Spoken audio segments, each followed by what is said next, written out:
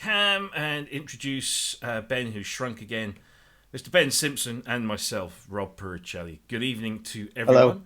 Hello. Don't forget you can leave your messages in the chat and talk to us live, and we'll try and respond. And we haven't got any title music or any credits or anything just yet, but this is our first official broadcast, Ben, on the official channel. Excellent. Which is all Let's good. hope it's a good one. Let's see if it rakes in some money from the adverts, eh? We can only hope. Anyway, how are you, mate? Well, I'm good. Yeah. It's a bit weird, this staying indoors thing, but yeah, it gives us a chance to explore our gear in more depth, doesn't it? Well, you say that, but my day job is here. I sit here in my day job and I do my day, so nothing's really changed for me. So I'm getting very frustrated by all these people that say, "Oh yeah, I've got loads of time now to discover my new synths." And and I'm like, I wish I did too. Yeah, my boss isn't going to give me the time to really experiment with anything, I don't think, so... Oh, well, never mind. Have you bought anything new since last week? I haven't bought anything. You've stolen something? A friend on the Pro Synth network has very kindly donated a tip-top modular rack system for dangerous. The 19-inch format, so it can fit in with the rest of what I've got here. Because that's what's been putting me off, really. I've got no room whatsoever. So, rack format, and I'm going to design my own mono synth, hopefully, and pick all the best bits out of the stuff I like and see what happens. It's a slippery slope, though, modular. Well, I believe so, yeah. I'm just... I'm the wrong type of person as well to start on this journey. I just know for a fact that before long I'll have like wall-to-wall modules everywhere. That's what people say. It's a gateway drug, and then all goes in. Oh dear. Saying hello to Torsten, Richard, and Native VS in the chat room. Richard says he's just watching the Queen's speech and then he'll pay attention. Seriously? I'm sorry. I said earlier on that we should make this a COVID-19 and Behringer-free broadcast just this week, maybe.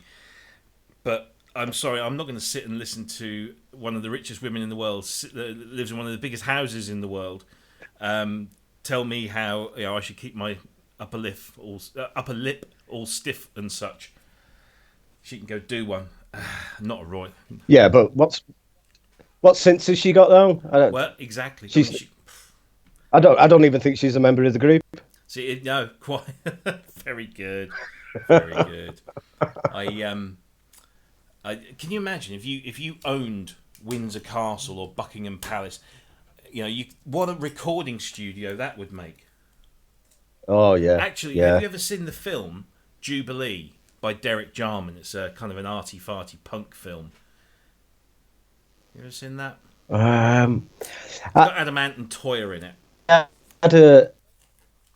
had a very short spell in a band called Jubilee, and I think that might have been the origin of the name, maybe. Yeah, it's a brilliant. If you like kind of arty British weird films, it's absolutely brilliant. It's classic Derek Jarman, and it's got a very young Adamant. And the first incarnation of Adam and the Ants, and it's got Toyer and Jane County's in there, and they actually turn Buckingham Palace into a recording studio. That's part of the punk world that they create. So Buckingham Palace is the world's only and biggest recording studio, which I think would be a fantastic use of that. One hell of a live room. Yeah. Can you imagine the acoustics? Anyway, let's get all that Royler stuff out of the way. Torsten says he's got his Arturia V7 upgrade. Well done. Hope you're enjoying it. I like it. Do you have V7 or any of the Arturia collection? I didn't know there was a V7. I'm quite behind here. Yes, I've not long ago purchased the last version, so I think I'm going to have to upgrade. Well, I think V7. What's the benefits? V7's about 18 months now. Oh, that's the one I've got then. Yeah, That's the one yeah. I've got. One with the Fairlight and Yeah, the it's got Synclavier. the yeah. It's a stunning It's got the collection. Casio in it, isn't it? It's got the Yes, Casio yeah, stuff. yeah, Yeah, which is a really that's the nice one one. I've Yeah, got. Yeah, yeah. yeah, it's a really really nice collection of instruments. In fact, I pulled the trigger to not today, about 2 or 3 days ago on finally on Roland Cloud. So I Yeah, now have the full Roland Cloud stuff all downloaded, and yeah, there's some good stuff on there. It's quite a lot now. yeah, I mean, yeah. I knew at launch it was fairly limited, and I knew that it'd been adding stuff. But since the last time I looked at it, it's just like, whoa, You can't really complain, really, no, for value. for that It, amount of money, yeah, that's yeah, pretty good. So I'm yeah. just hoping that I don't get too attached to some of it, and if if the world keeps going down the toilet, I might not, I might struggle to not to have that. But yeah, very impressed with that. But what I did was I thought, well, I've got the Arturia collection, that's nice, and now I've got the Roland stuff. I've also got a couple of Korg. I've got the M1 and the Wave Station plugins, but I didn't go for the whole legacy collection, which has got the Monopoly, the Poly 6, the MS-20, and now the Triton. Although I Yeah, can't, yeah. that was an odd one for me. But anyway, and I thought, oh, I got paid a bonus from a job a little while back. I've got a bit of cash. I thought, oh, I'll tell you what, I'll go and get the upgrade and get the whole legacy collection. Because surely, if I own two of them, there must be a deal. No, Well, they are tight as a nun's chuff. They yeah. There are three upgrade options. There you can upgrade to the legacy collection that has the Triton in it for $150, and that's only if you own the complete legacy collection already. So basically, you're paying $150 to add the Triton. And then Yeah. every other upgrade, you either have to own the complete legacy collection or the M1 LE, which I think is the edition you find packaged in certain controller packs. When you buy it. Yeah, yeah, And I've got the full M1. I paid the full yeah. price, but they won't give me a discount. So I'm It's a bit, naughty it's a bit boy. stingy. I thought the same with the Arturia stuff though, because um, I had the Jupiter 8 Yeah. one, and because you recommended the patches off that Yes. friend of yours, Yeah. which were They are excellent, good, by aren't the they? way. Yeah. Yeah. And I had the CMI just because every CMI that comes out, I have to get in the hopes of finding it, but it never really materializes. But then when I decided to upgrade to the full thing, there was no discount, and I ended up with like two versions. Yeah. So I've got two CMIs and two Jupiter Nice. 8s. Yeah. They have come in for a lot of stick recently. Over the last kind of two upgrades that they charge a pretty hefty upgrade price, but just recently they cut it in half or something. So you could, Oh, I right. think Yeah. because I'm very fortunate. Arturia are very generous. Whenever they bring the V collection out, they give me a copy to review, and then I keep that. So I've Very had like nice. 4, 5, 6, and now I've got 7. But I think they actually allow me, if I ever wanted to kind of jump off that gravy train, I could actually just pay the upgrade price and get it. And I think at the moment I can get it for like $99. And I thought maybe I should just do that as a backup just in case, because I've had this before where I've been very lucky to get some freebies, and then not so lucky when they kind of turn that tap off, and so then I'm kind of left hanging. Yeah. But yeah, Arturia have started doing this thing with people that review stuff, and I've spoken to some other reviewers. They're now time limiting your freebie, so they say Oh, you have it for a year, which is fine. It's a year, yeah. and we will then take away that restriction once you've published your review, once you've used it and given us a bit of All right. promotion. Okay. So Yeah. there's that.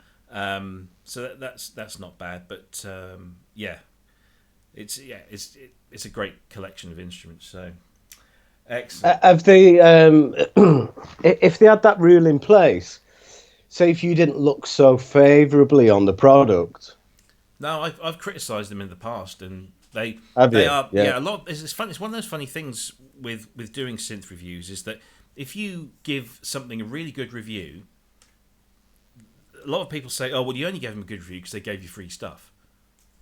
No, yeah, if it's good, it's good. If I like it, yeah, it's fine. yeah, It's yeah, like yeah, UVI. So I'm a big UVI fan. I like everything that they've done. There's very little I don't like, and when I don't like something, I generally contact them first and say, "Hey, this doesn't seem right. yeah, Is that? Are you looking to change it, maybe?" Because before I say something, you know, I yeah, give you the opportunity to kind of state your case. And they're really good. They're a great little company, and I speak to the founder quite a bit. You know, struck up quite a nice little email, you know, back and forth, and yeah, they're very happy for me to say whatever I like. It's fine. And in fact, with Arturia, when I first did their stuff, which I think was either version 4 or version 5, it was the one before they started with the new UIs that you could rescale to, you know, full size. yeah, And so like yeah, every instrument was like on my iMac, it was like every instrument was like this. It was, I can't see, you know, and to try and mouse things around or use a touchpad, it was yeah, just awful. And there was a whole section in this review that said, look, you know, these things, they sound good, blah blah blah, but oh my god, they're a pain to use, and I wish they would do something about it. And then the next release they did, and I'd like to think that maybe I had some influence, but yeah, um, yeah. yeah, Well, thanks for that, because it made it a lot more I usable. don't think I was the only one that thought it, but yeah, it's they have. I mean, that was the big thing. Once they did that whole visual redesign, everything just kind of fell into place, and it was much better. And lots of people debate whether Arturia stuff sounds like the stuff it's copying or not. I like to think that it's inspired by rather than a copy Yeah, of. reminiscent of. Yeah, Yeah, and yeah, and in some cases it's very very good. But yeah, bottom line is, as you mentioned with those patches, we must give him a plug. I'll try and pick his thing out. Those yeah, patches that guy did with the JUP8V are just stunning. It just shows that, you know, a good programmer is a good programmer, regardless of the yeah, instrument. You know, yeah, yeah. and that was They really good. sound great. Really do sound authentic, and Yeah. he's done a good job. But See who else we've got in the chat room before we move on to our first topic. Simon, another new bloody T-shirt. This isn't new. I've had this a while. Maybe you oh, just haven't seen it. This is my Emacs 2. There's a guy called Jeff Toman who used to trade under the name of Custom Synth, and he used to do these just beautiful custom synthesizer jobs for the high, you know, the high and the famous and rich people, and also for just general people like us. But he's now moved into the, you know, t-shirt production. So every t-shirt that you see me wear, so this Emacs 2, there's the emulator one, there's the DX one, the DX5. Yeah, all of those are Jeff's handiwork, and he's on eBay, and they are incredibly well priced. And there's everything: analog, digital, old, new. And if you ask him, because like he didn't have a DX, he didn't have this one, and he didn't have the DX5. And I said, if you ever do that, and like 2 days later he says, they're on eBay. Great, buy. So yeah, Jeff Toman, custom synth on eBay, and they're really good quality shirts, really well printed. They, you know, this has been through the wash loads of times, and you can see it's just lovely, nice big and baggy shirts as well, which a good fat boy like me likes. You see.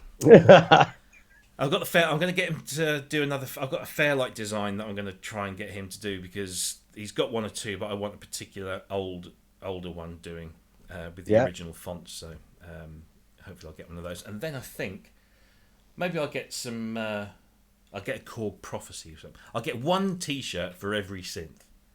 How's that? We'll do that. Yeah. that's a good idea. Yeah. So if you want any of these are great shirts. Custom Synth on eBay. So just go to eBay and search for the user Custom Synth, and that's Jeff, and he's got a ton of shirts in there. So that's Simon dealt with. We're going to get Simon on. I've promised him because he's got one of the most incredible collections of instruments that you're ever likely to see, and he's a really really nice bloke. Makes me sick, but yeah, we're going to get him on. Asio Head's in the room. Hello, Torsten. We've already said hello to you, but we'll say hello again. And Native VS, and there's this odd troll here called Sentient Sound. I don't know who he is. Oh, Shall we? Can we boot people? Is that something? I don't. If you can get rid of him, because he will cause problems. Oh dear, no, it's all right. I've been watching him on Jamie's show. And hello to Richard. Good evening to you, sir. Welcome. And of course, if anyone else is watching, because there are way more viewers than there are people commenting in the chat room, then feel free to say hi. We will say hi back. So, should we test this new technology out? Shall we go to our first topic of the week? Go on. Let's have a topic. So we go to the topic scene, and oh, look at that, seamless it is. So this is the first topic. This is something that Chris actually brought up. We had a little pre-show editorial. That makes it sound good, doesn't it? It does. Pre-show editorial, and we said, what should we talk about? What are people not talking about on the other shows? And we'll talk about that. And this is one that Chris came up with, which is Synth and Software's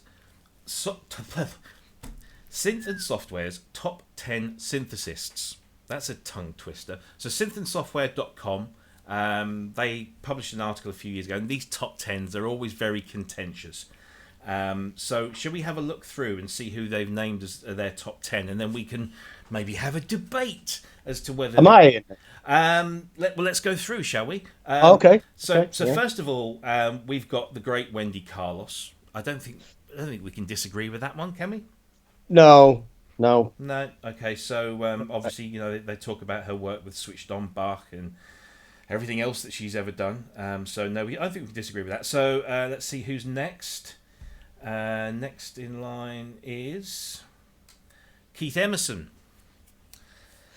Again. Now, is he a synthesist or is he a keyboard player? Because his main instrument, let's be honest, was a Hammond organ. And he did obviously have that stonking great Moog modular. But was he a synthesist? Yeah, I suppose he was. I associate him with the Moog modular personally. I associate him with the Fairlight because he did some Fairlight promo work back in the day. He was a bit of a fan. All right. But yeah, so yeah, I guess we can call him a synthesist. Yeah. We'll give him that one. Okay. So let's see who's next on the list. I really should have called each of these up as a separate page. Okay. This one is pretty undisputed. Brian Eno. Yeah. Well, I thought you'd go with him. Yeah. You'd agree with that because he's an FM guy. An FM guy as well as many other things, but also he's a local lad. He lives not far down the road from me in Woodbridge. So yeah, he's Suffolk born and has lived here for many years. And I keep trying to get into his studio, but the security's pretty tight. Have you ever met him? Unfortunately not, and I would absolutely love to, but I would probably do what I did with Green Gartside when I met Green Gartside, who was another hero of mine. I completely just clammed up, and it was terrible. I would probably do the same with him, and then I'd steal his Jellinghouse controller for his DX7. When I met Billy Curry, I was just a mess, and I asked him about his solo sound on the harp, and he very kindly explained the entire process of programming that sound to me, but in colours. So he said, so you move the green one, and then you move the white one, and then over there's a red one, and you move that, and it was like, I'm never going to remember these colours. And I don't think he remembered fully what they did, but he remembered the colours. Well, that's why they colour-coded, surely. So you remember the colours. Yeah, so that's good. All right, so Brian Eno, we'll give that one a yay. So who did they have next on their list? Jean-Michel Jarre. Aye. Well, for me personally, I think Jean-Michel is a genius, but I've met a lot of people who just don't like him at all. I don't really know why. It seems like a lot of the Kraftwerk people don't like Jean-Michel Jarre, from my experience. Yeah, I think you have camps, don't you? The kind of Yeah, I think Jarre is more of a composer than maybe somebody like Kraftwerk that built their own stuff and yeah, yeah, But then saying that Jarre's done some incredibly clever things with equipment, but he's like most of these Uber musicians, buys one of everything, and I've heard tell that his studio is just chock full of stuff and. But what he did with there's clever stuff like the eminent organ through that fuzz box thing that got that sound. There's just that very unique Jarre yeah. sound, and who would have thought that by pressing 2 rhythm selections on a Korg mini pops would have got you that particular beat that's just so. Well, it's just perfect, isn't it? It is. It It is. we did that once. There's a show here locally in Cambridge, and a guy called Pete Catley brought his Korg mini pops on, and you just go like that, and boom, it's there. It's just Wow. brilliant. So Yeah. there we go. We can't disagree. Genius. Yes, I think so. Genius. Yeah. So that's Jean-Michel Jarre. So who is next on the list? I did have a look through this before we came on now. I've forgotten now. So they've given Kraftwerk a position of their own. So this is 4 synthesists for the price of 1. Again, I don't think anybody could really disagree there. They're about as synthesisty Yeah. as you could get, aren't they? Really, Yeah. making their own stuff and changing, well, genre forming Yeah, rather. absolutely. It's like, I mean, the people they've influenced are so broad, from yeah, from krautrock rock to synth pop to hip hop to lollipop. No, so all of that. Yeah, I mean, all of that stuff. They've had a massive influence, and of course, it was all synthesizers. So, yeah, I think yeah, many would probably put them top of the tree. I would say maybe. yeah, maybe for me as well. I don't know. Go on, carry on. Who's next? So coming up next, I should have got some top of the pops music in here, shouldn't I? That's it. Interesting one, Morton Subotnick. Ah, So clearly, a founding father, as they say here. He's an acquired taste, I would say, but yes, an electronic music pioneer, without a shadow of a doubt, I would say. yeah. So that's Morton. I don't think anybody can argue with that one. Next up, another 3 for 1 is Tangerine Dream. Ah, now. Oh. I don't seem to be on the same Tangerine Dream discography as everybody else because I'm gonna get so much flack for this. Keep digging. It just doesn't grab me. But I did hear one, and I don't know what it was called. It was on Keith Saxon's recommendation. He said, "Listen to this one." When I got the microwave, he said it's got a PPG on it, and it had this like dead typical wavetable type of sound, like quite low down, and that was really good actually. Yeah. So didn't Tangerine Dream bankroll Wolfgang Palm in the right. development? I think, and not only did they bankroll him, but they gave their input into the design. I think. So, Really? Yeah. I'm pretty sure. Yeah. That's pretty sure. Yeah. How do you feel about them? Yeah, I would. They would not necessarily be the top of in that maybe top 10. I could probably think of a few others, but I don't begrudge anybody putting them because their entire body of work. I think, like you say, I think some people like earlier stuff, some people like the later stuff.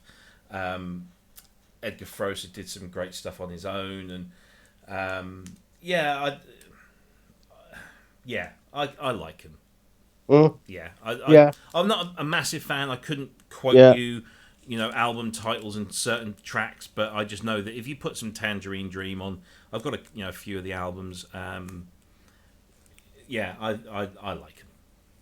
Yeah, I bought a vinyl album. Hmm. I think it was a double album, Yeah. and fans will know what this is. But it was cheap in Woolies, back in the day. So I got it. I thought I've got to listen to these because at the time I was listening to like Yellow and things like that, and I thought I'll have a listen to the origins of all this kind of stuff. Yeah. And I put it on, and basically it was just a synth drone, Yeah. like all the way through side one. Hmm. Well, that's how it sounded to me. And then I turned it over, put side two on, and it was the same. Side three was the same, and side four had a little bit of a kind of xylophone-y, kind of square wavy arpeggio sequence in it, Yeah. and then went back to the drone and went out. Oh, Oh, interesting. I couldn't tell you what that is. no, nobody probably can. I've probably No, missed. no. It's funny that, isn't it? I got a compilation album. This is completely non-synthesizer related. It was like a kind of driving songs. I think it was called. I think it was a Top Gear album. Yeah. I bought it because I was going to go to the US. This is in the early 90s. I was going to go to the US and I was going to drive around California and Arizona and all of those kind of places. And I wanted something for the car, so I thought, I'll just buy that and throw it on. And there was one track on there by a band called Cheap Trick. And at the time, I'd never heard of Cheap Trick. But I thought it was brilliant. It was such a really great, big, kind of typical 80s rock stuff. And then when I got home, I think I went to the library because you used to be able to borrow records from the library, and I borrowed a Cheap Trick album, and I thought, well, I didn't know when, what era it was, and I put it on. There was nothing like what I heard, and I thought, oh, maybe I don't like this band. Yeah. And as I've matured and my musical taste has broadened and deepened, then actually, no, I really do like all you kinds do of like Cheap Trick. But actually, that stuff that I initially liked is regarded by most people as their worst stuff. That was my gateway. So who knows? Before we carry on, to everyone that's watching, can you, if you want to, throw in your suggestions? Who should be in your top 10 synthesists list? Because we have a few names coming through here. So I will scroll back through and go through. So if you have a name or names, and obviously, looking at this list here, it doesn't just have to be an individual. It can be a band. Who you would put in your top 10 of synthesis. That'd be interesting to have a look at. So, moving on, who is next? This, no disagreement from me here. The Lord and Master himself, ISO Tomita. Just... No disagreement from me either. No, he's just stunning. Again, this was another one of those library finds. It was not long after I got into Vangelis, so it must have been 84, 85 that I really kind of got into Vangelis, and somebody said, if you like Vangelis, go and listen to Tomita. And I was like, who's Tomita? And I had no idea. So I went to the library, and the first Tomita album I found was Snowflakes Are Dancing, which is his Debussy album. And I'd never heard of Debussy. Who the hell's this? So anyway, I took it home and just put it on, and that was it. I was in another world. And I was just blown away. And not only that, but on the back of the album, he lists every single piece of gear, and that's just like, young boy in the bedroom with list of gear. Past the Kleenex, and it was just mind blowing. I had no idea what any of those instruments were doing on that album. What parts they were used, but the more that was it, I was in. And Firebird, his Firebird suite's fantastic, and pictures at an exhibition, and the planets, it's just undeniably good. You're a fan, I take it. Yeah. Just again, it's just these are the kind of forefathers of it all, aren't they? You've got to respect them. Groundbreaking, absolutely groundbreaking. Yeah. Right, who is up next? Now when I saw this one, I was like, oh, I wouldn't have thought of him. But yes, I absolutely would have had him. Stevie Wonder. Well, Matt Baxley would agree, Yeah, I I reckon. think so. Yeah, well, he's super talented. Really into his synths Oh, as well, which very is much so. it's not he's not a keyboard player. He is a Yes. synthesist. Yeah, definitely. Um, He's very much into sculpting his own sounds. I mean, he wasn't The Secret Life of Plants just like everything he did, he created himself. Sound. It wasn't just patch, presets and stuff. But and I know yeah, he was a huge, Fairlight fan, so there's a connection there with me because he had number one. Which I think apparently, if you go into Stevie's storage, most serial numbers on Stevie's collection begin 00001. Because he does, he just buys this yeah, shit. It's just incredible. yeah. And he also invented the only tune that you can play on a Yeah, clavinet when you get yeah, on it. absolutely. So he should go down in history And for I that must I must alone. give a shout out to the synth and software guys for actually naming Malcolm Cecil and Robert Margalef on in that blurb as well, because up until he met those two guys, Tonto, he wasn't really doing much with synthesizers at all, and they just kind of blew his mind with that incredible machine that they created.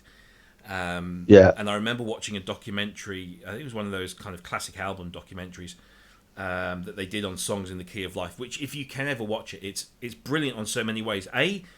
He has his GX1 out and he plays it. Then he also has his ARP 2600 and he smacks it about to get it to work. He plays the drums live, and my God, Stevie Wonder is one of the best drummers in the world.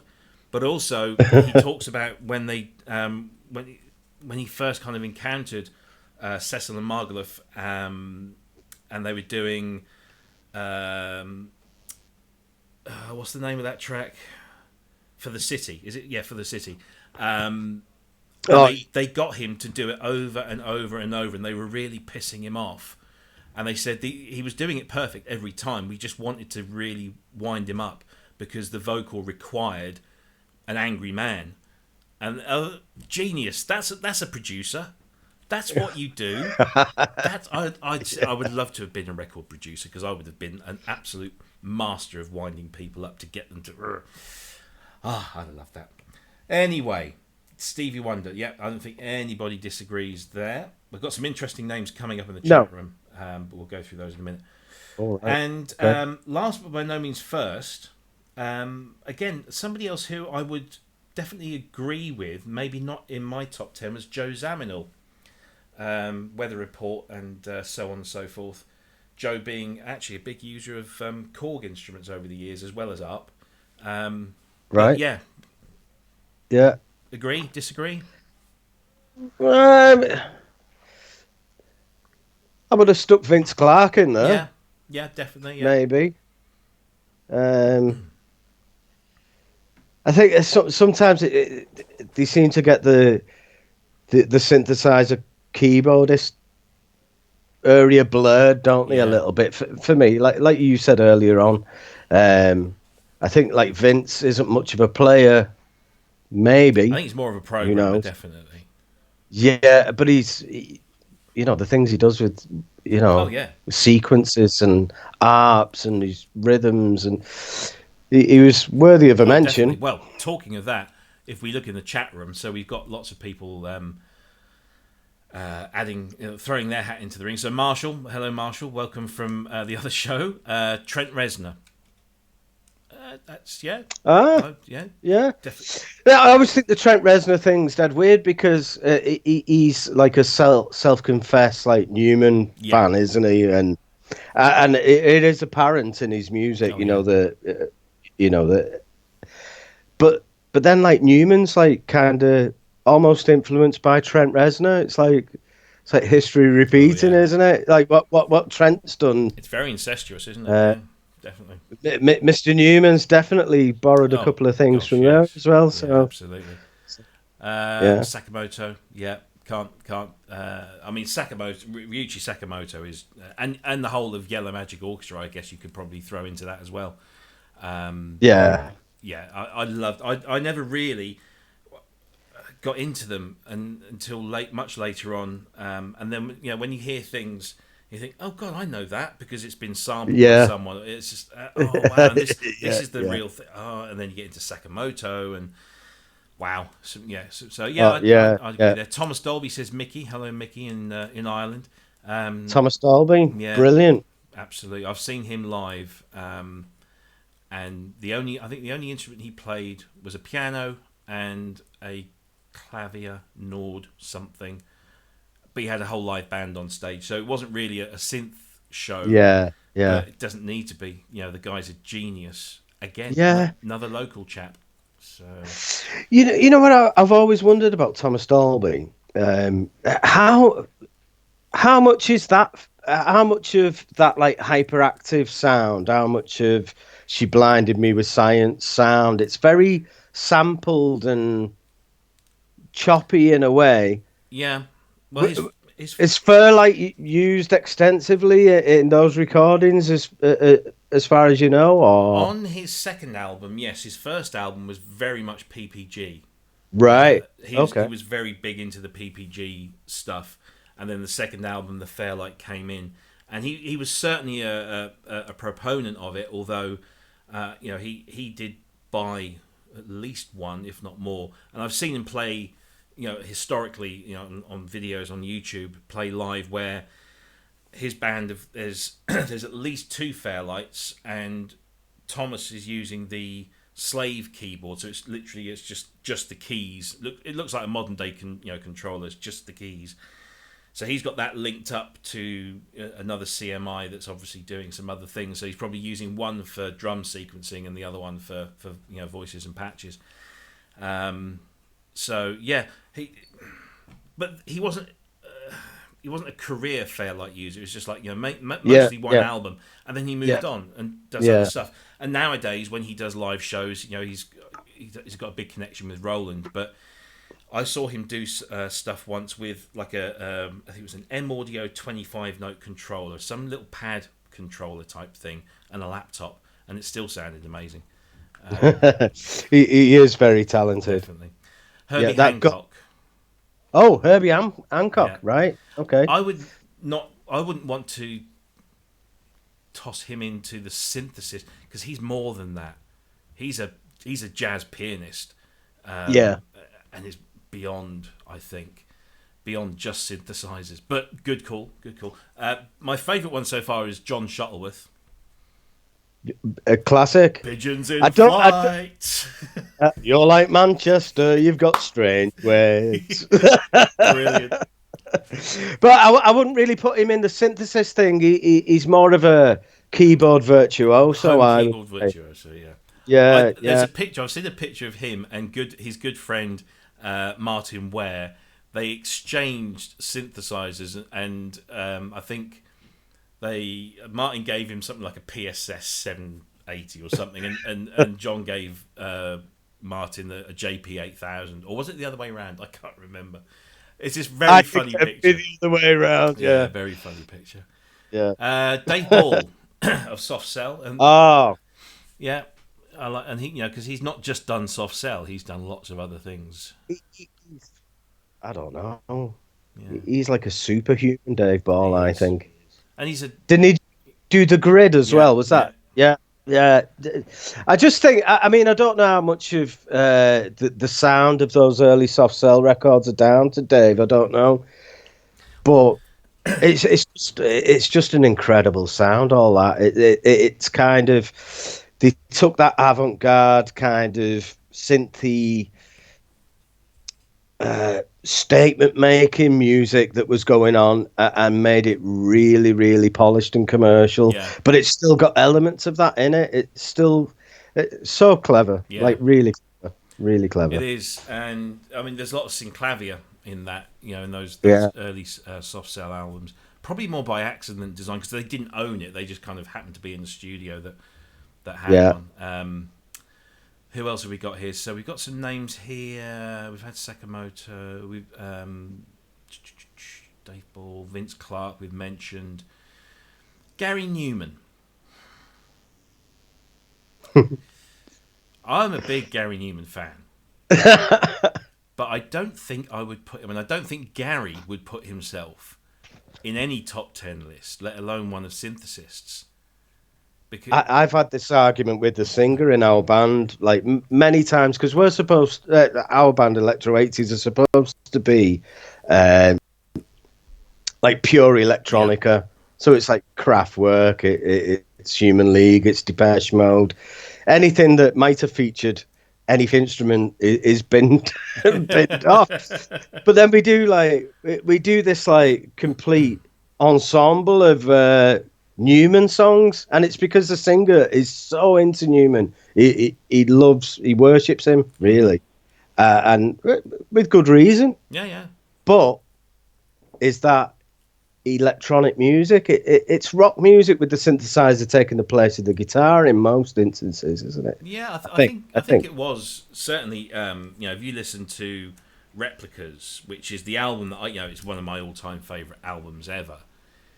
The more you listen to it, the more you think, actually, yeah, like you say, the synthesizer is just replacing a guitar, but it just gave him that sonic edge, and a lot of people hold him up as a pioneer. But I think in an interview he said, bollocks, I'm not a pioneer. I just happened to use a synthesizer in a way that people liked, and it opened a door, and then everybody else came through behind me. Those deserving people.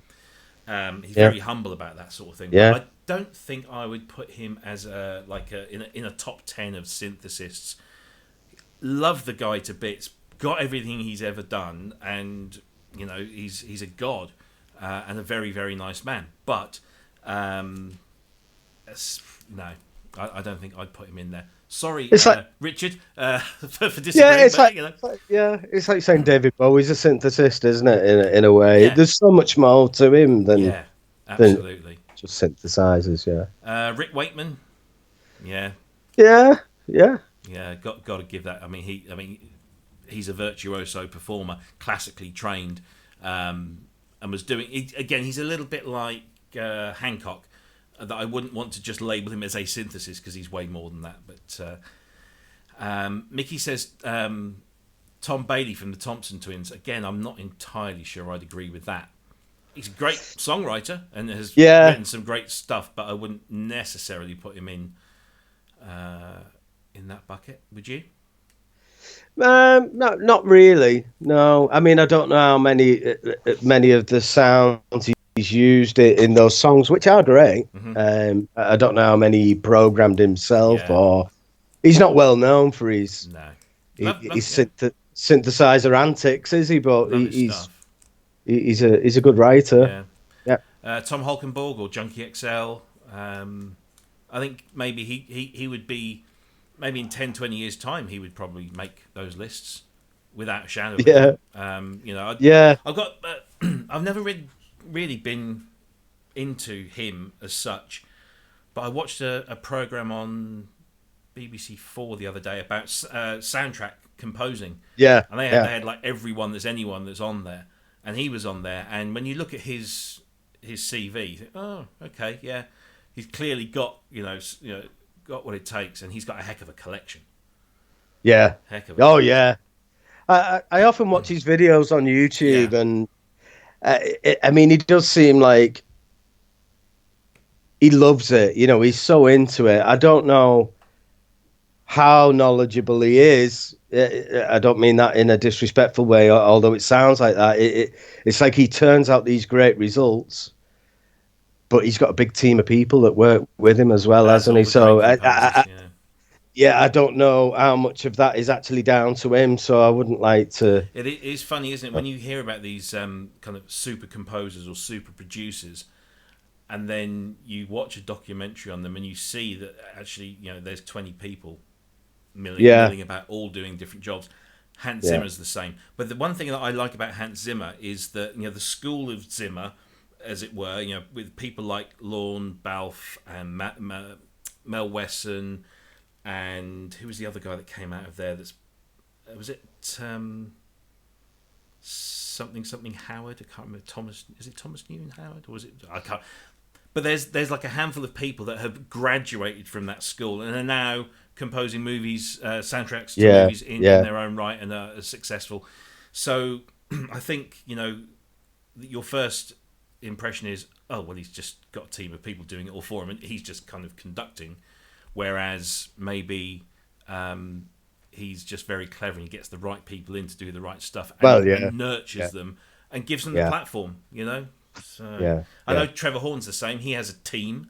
He's always had a team doing all the various bits, and they all then went on to do, great bits themselves. So, yeah, and talking of Hans Zimmer, Native VS in the chat room threw him in, and I would say that he is a great synthesist, and certainly his soundtrack work is unquestionably good. Oh yeah, brilliant.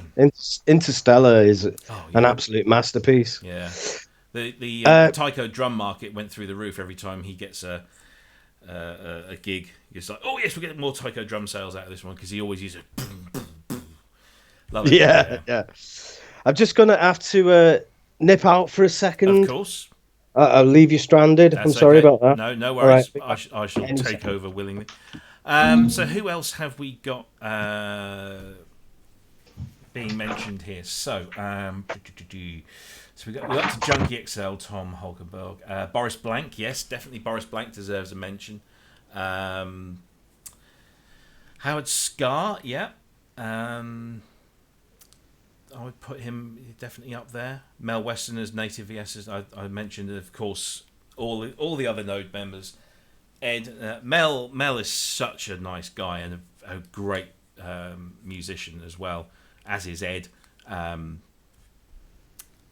both of those who I have become quite well acquainted with over the last few years, which is a great honour. And of course, the other member of Node is Flood.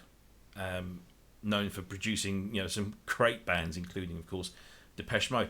Maybe Alan Wilder. He's a pretty cool synthesist. Has anybody mentioned the Nick Rhodes? Says Mickey. No, nobody has until you, mate. Definitely. I wouldn't say he's a great synthesist. He's a good synthesist. Was he top 10? I don't know. I'm a fan. Don't get me wrong. I'm a fan. Suzanne Ciani, we haven't heard her name before just now, and yes, absolutely, Suzanne Ciani. Ben's back in the room. Well done. Sorry. It's okay. So we were just talking about Mel Wesson and Ed Buller and Flood, who the other members of Node.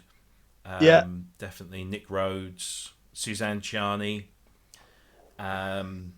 Jamie, welcome, Jamie. Thanks for dropping by. It's always great to have your support. Prince, Jimmy Jam, Terry Lewis. Yeah, definitely. I think Prince as well. So I was having a discussion with somebody the other day because me and my DX7s. I have to get them in somewhere. And somebody said, "Oh no, I don't think Prince ever used a DX7." I said, "No, he did because I've seen it." And oh, well, he might have used some presets. No, he programmed that bugger because his DX7 has got masking tape above and below the 32 preset buttons with his handwritten patch names on. So he was definitely, so if you can program a DX7, you've got to be in the top 10 of something, haven't you? Simon said Wendy Carlos. Yeah, she was number one on the list. So yeah, absolutely. I'm presuming Richard means Dave Gilmour. He was more a guitarist, wasn't he? Yeah. Yeah. I wouldn't necessarily put him down as a synth guy, although Pink Floyd, users of great synthesis. Yeah, Roger Waters mainly probably, and of course Richard Wright was the keyboard player, but Pete Townsend. He was kind of a closet synth geek, wasn't he? Really. Yeah, he's done his fair share of landmark synth moments, hasn't he? So he should be included. Yeah, definitely. But I think these top 10 lists, I generally steer clear of them because they can be quite contentious, and everybody's got their own point of view. Yeah, but I think that was a pretty good top 10. I think. It was all right. Yeah. Yeah. So let's move on to the next subject. This is one that's kind of close to my heart. And this is the Ballad of Don Lewis. So, Don Lewis is a guy you've probably never heard of. but Don is pretty much responsible for MIDI.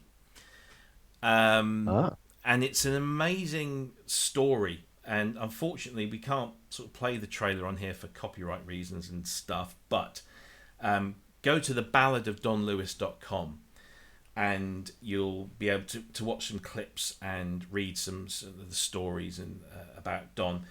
Basically, Don has got this instrument called Leo, and it's encased in clear perspex, and it includes, amongst other bits of gear, it includes a Jupiter 6, a TR-808, a Hammond organ, 4 Oberheim SEM modules, Roland Space Echo.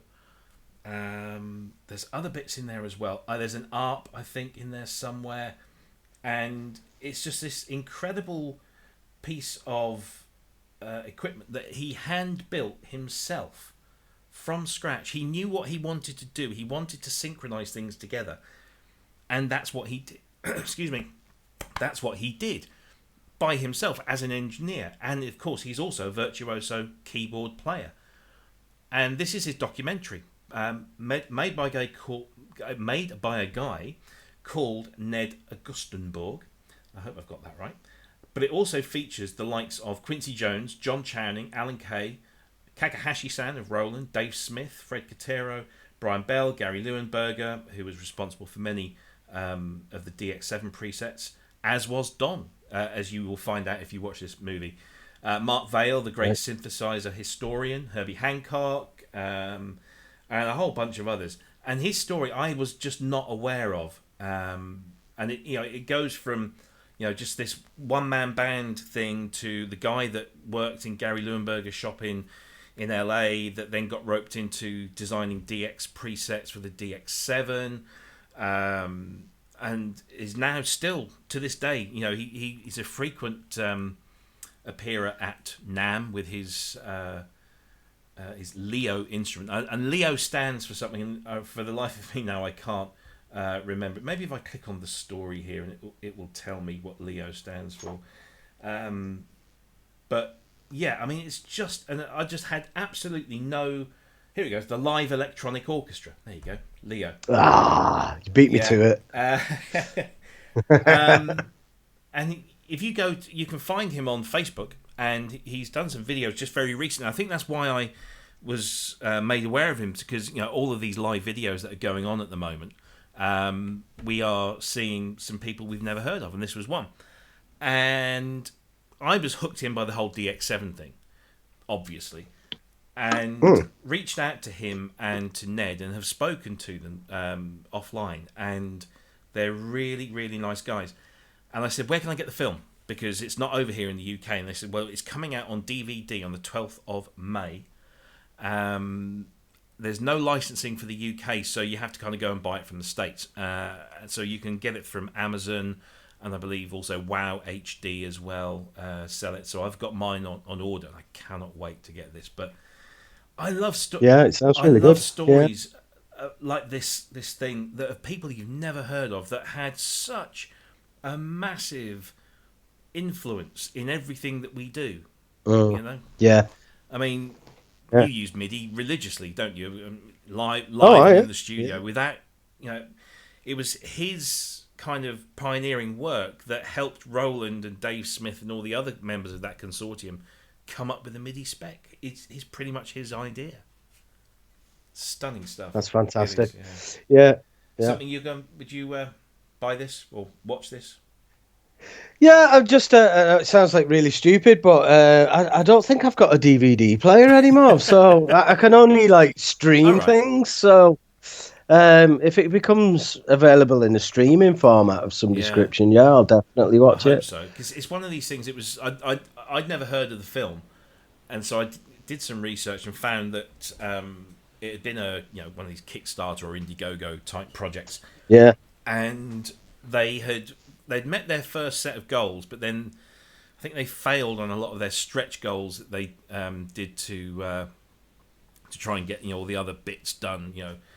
Because this is the thing, I've looked into making a documentary about the Fairlight, and when I researched the costs and everything, it's just even with funding, you know, I wouldn't be able to put food on the table for my kids, let alone make a documentary movie. Your video's gone very blurry. Have you moved anything? You kind of, it's like you've rubbed Vaseline over. Oh, there, you're back in now. Maybe it's just the autofocus. Yeah, I think maybe when you sit right back, it doesn't quite know what to focus on. Yeah. Rubbish. Yeah. I would love to see that Furlake documentary. Yeah, so would I. I don't know how we can get this to happen, but it should happen. Yeah, well, I think maybe once I've got rid of the kids, as in, you know, ushered them off to university, not, you know, had them whacked and you know, set in concrete. Although right now, with this damned isolation thing, yeah, I mean, maybe one day. But I had a conversation with Dave Spears from G4 Software, who made. Have you seen Bright Sparks, the movie? No, I don't think so. We'll have to give that a plug. Let me just call that up in here. So basically, Dave had this ambition to make a movie about his kind of synthesizer heroes, and right. Over the years, he did little bits here and there, but it kind of it never really happened. And then one day, he just said, "Look, these people aren't going to be around for much longer." So he threw a ton of his own money in. He didn't do a Kickstarter or anything like that. He just basically funded it himself and came up with this Bright Sparks, which is a fantastic documentary that you can stream. You can buy it to stream. You can download. I think you can actually buy it to download in HD. It's well over 2 hours long. You can rent it on Vimeo as well if you want. But it is one of the best musical documentaries, or certainly electronic musical documentaries I've ever seen.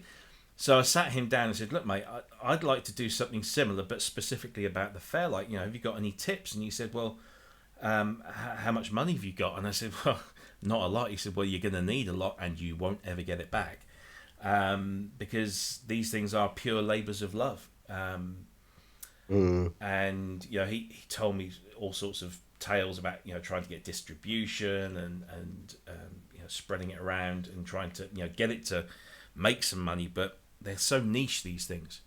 But this is up there with I Dream of Wires, which is another great synthesizer documentary. So yeah, I love this, and hopefully these are the sorts of things that will eventually end up on, you know, BBC Four and you know, where everybody can watch stuff. So that's a really good one. Highly recommended. Have you got any particular favourite kind of synthesizer or electronic music documentary or anything that you've watched recently? I watched. It's not really synthesizer exclusive, but I watched the making of Peter Gabriel's Soul. Yes. That was really good. I thought that was like fascinating. Was that the classic albums? It was on some music channel that I subscribed to, some music TV channel that I subscribed to for a short period. I can't remember what it was, but it had interviews with everybody involved, and like you know, the musicians, and it was really good, very informative, and it made you realise even more what an achievement that album is. I mean, Peter Gabriel doesn't rush when he makes albums.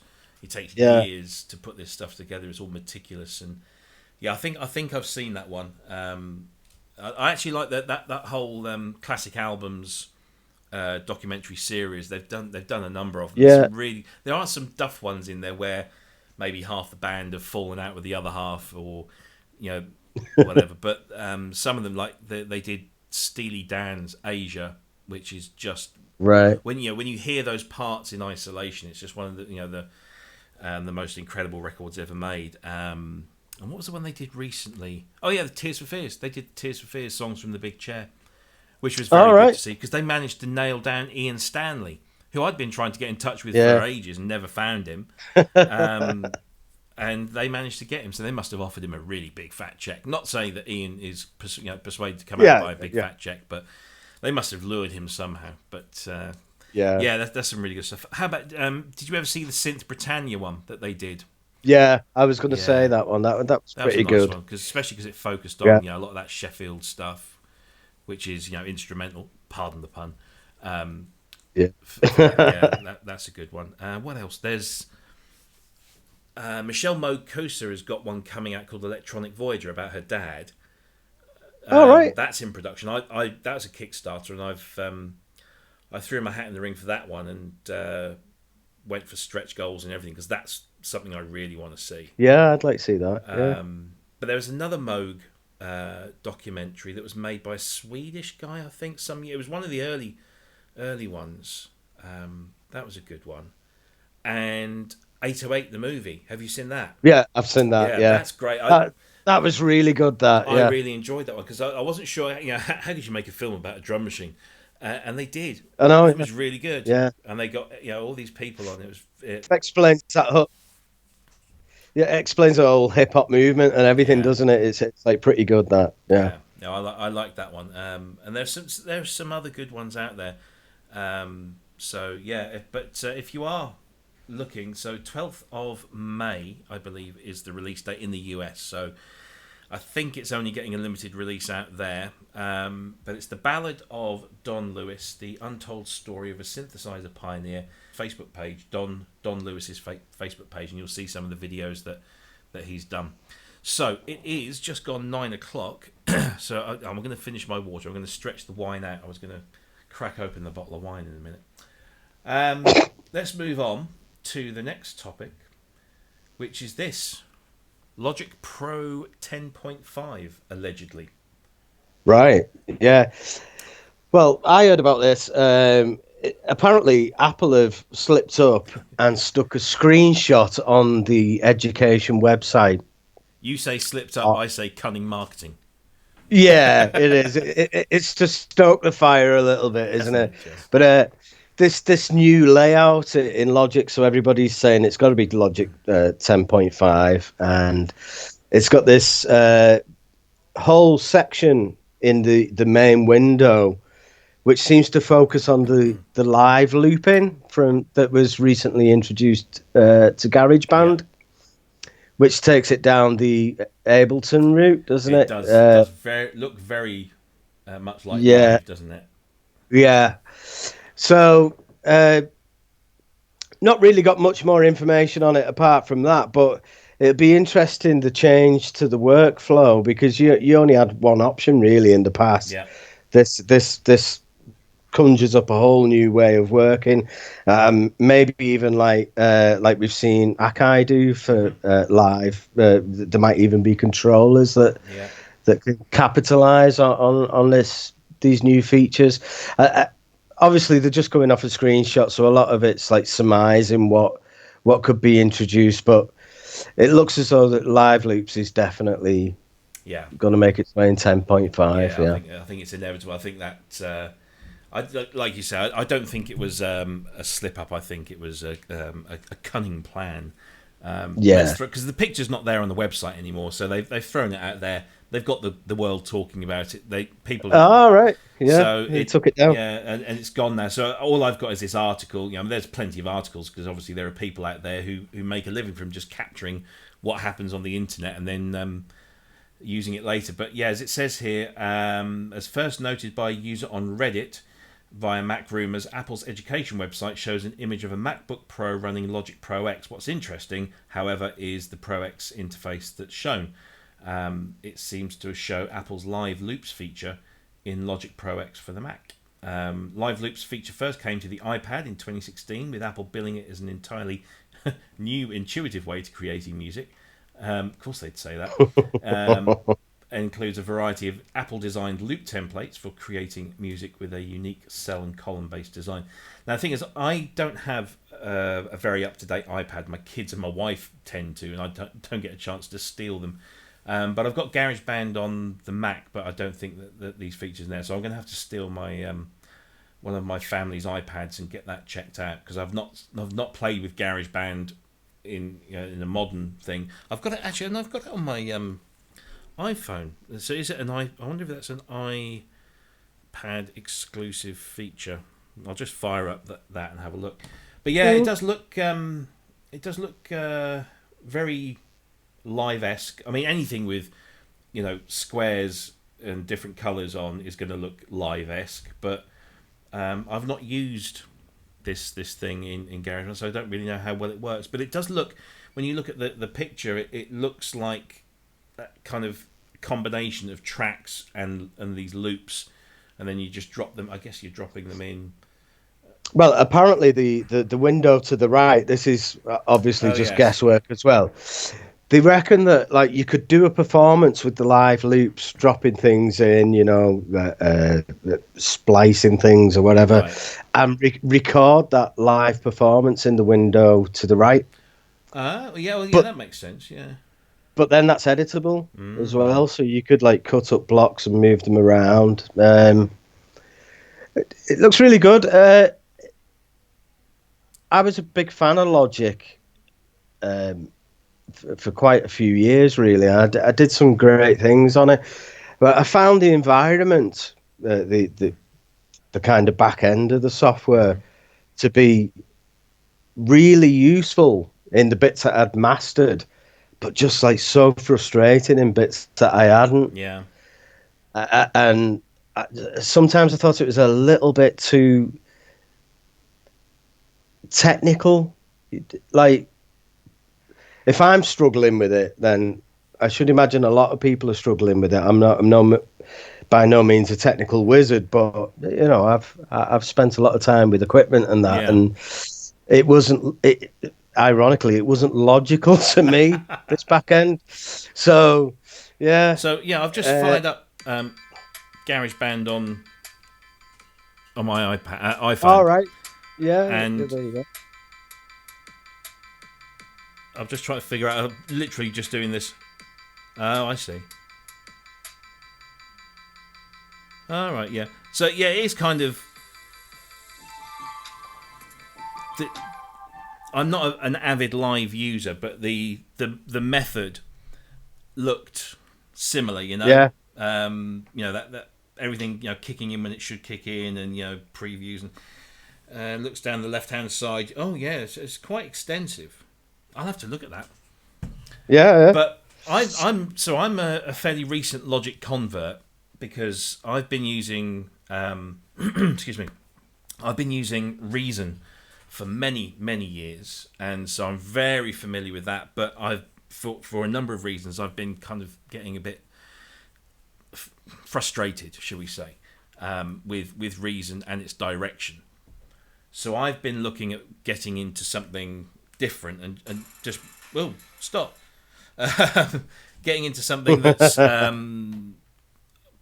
back to being a bit more traditional, because I was Cubase for many years, and then got fed up with that because they were charging stupid amounts of money for every upgrade, and I spent more time configuring it than I did using it to make music. So Reason just seemed to make sense. It just made it was just very intuitive, straight away making music. Loved it to bits, and have stuck with it ever since. So I was looking to change. I was going to go to Cubase last year. Long story short, didn't.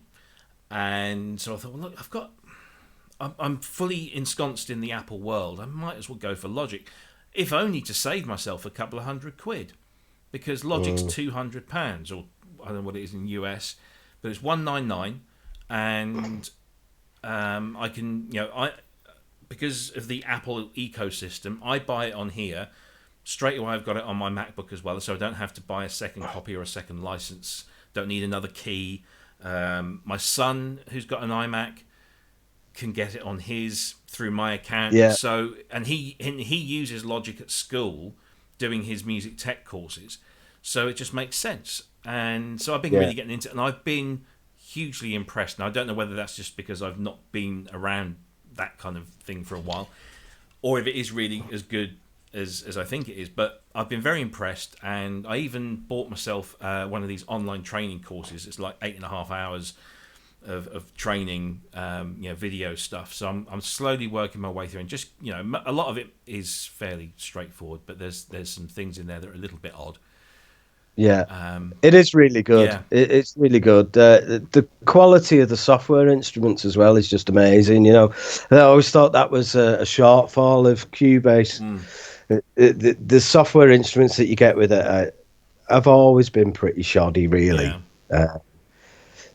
I can't really think of anything that actually has made it from those initial ideas through to the final Yeah. thing that I've done. It just always gets replaced by something else. Yeah. But the Logic instruments are just awesome. All the effects are awesome as well. Yeah. They're reverb. Yeah, I was yeah, messing around with something. I thought I just need a reverb, and there's the first one. Is the Logic one, and wow, yeah. my go-to reverb is either one of the IK Multimedia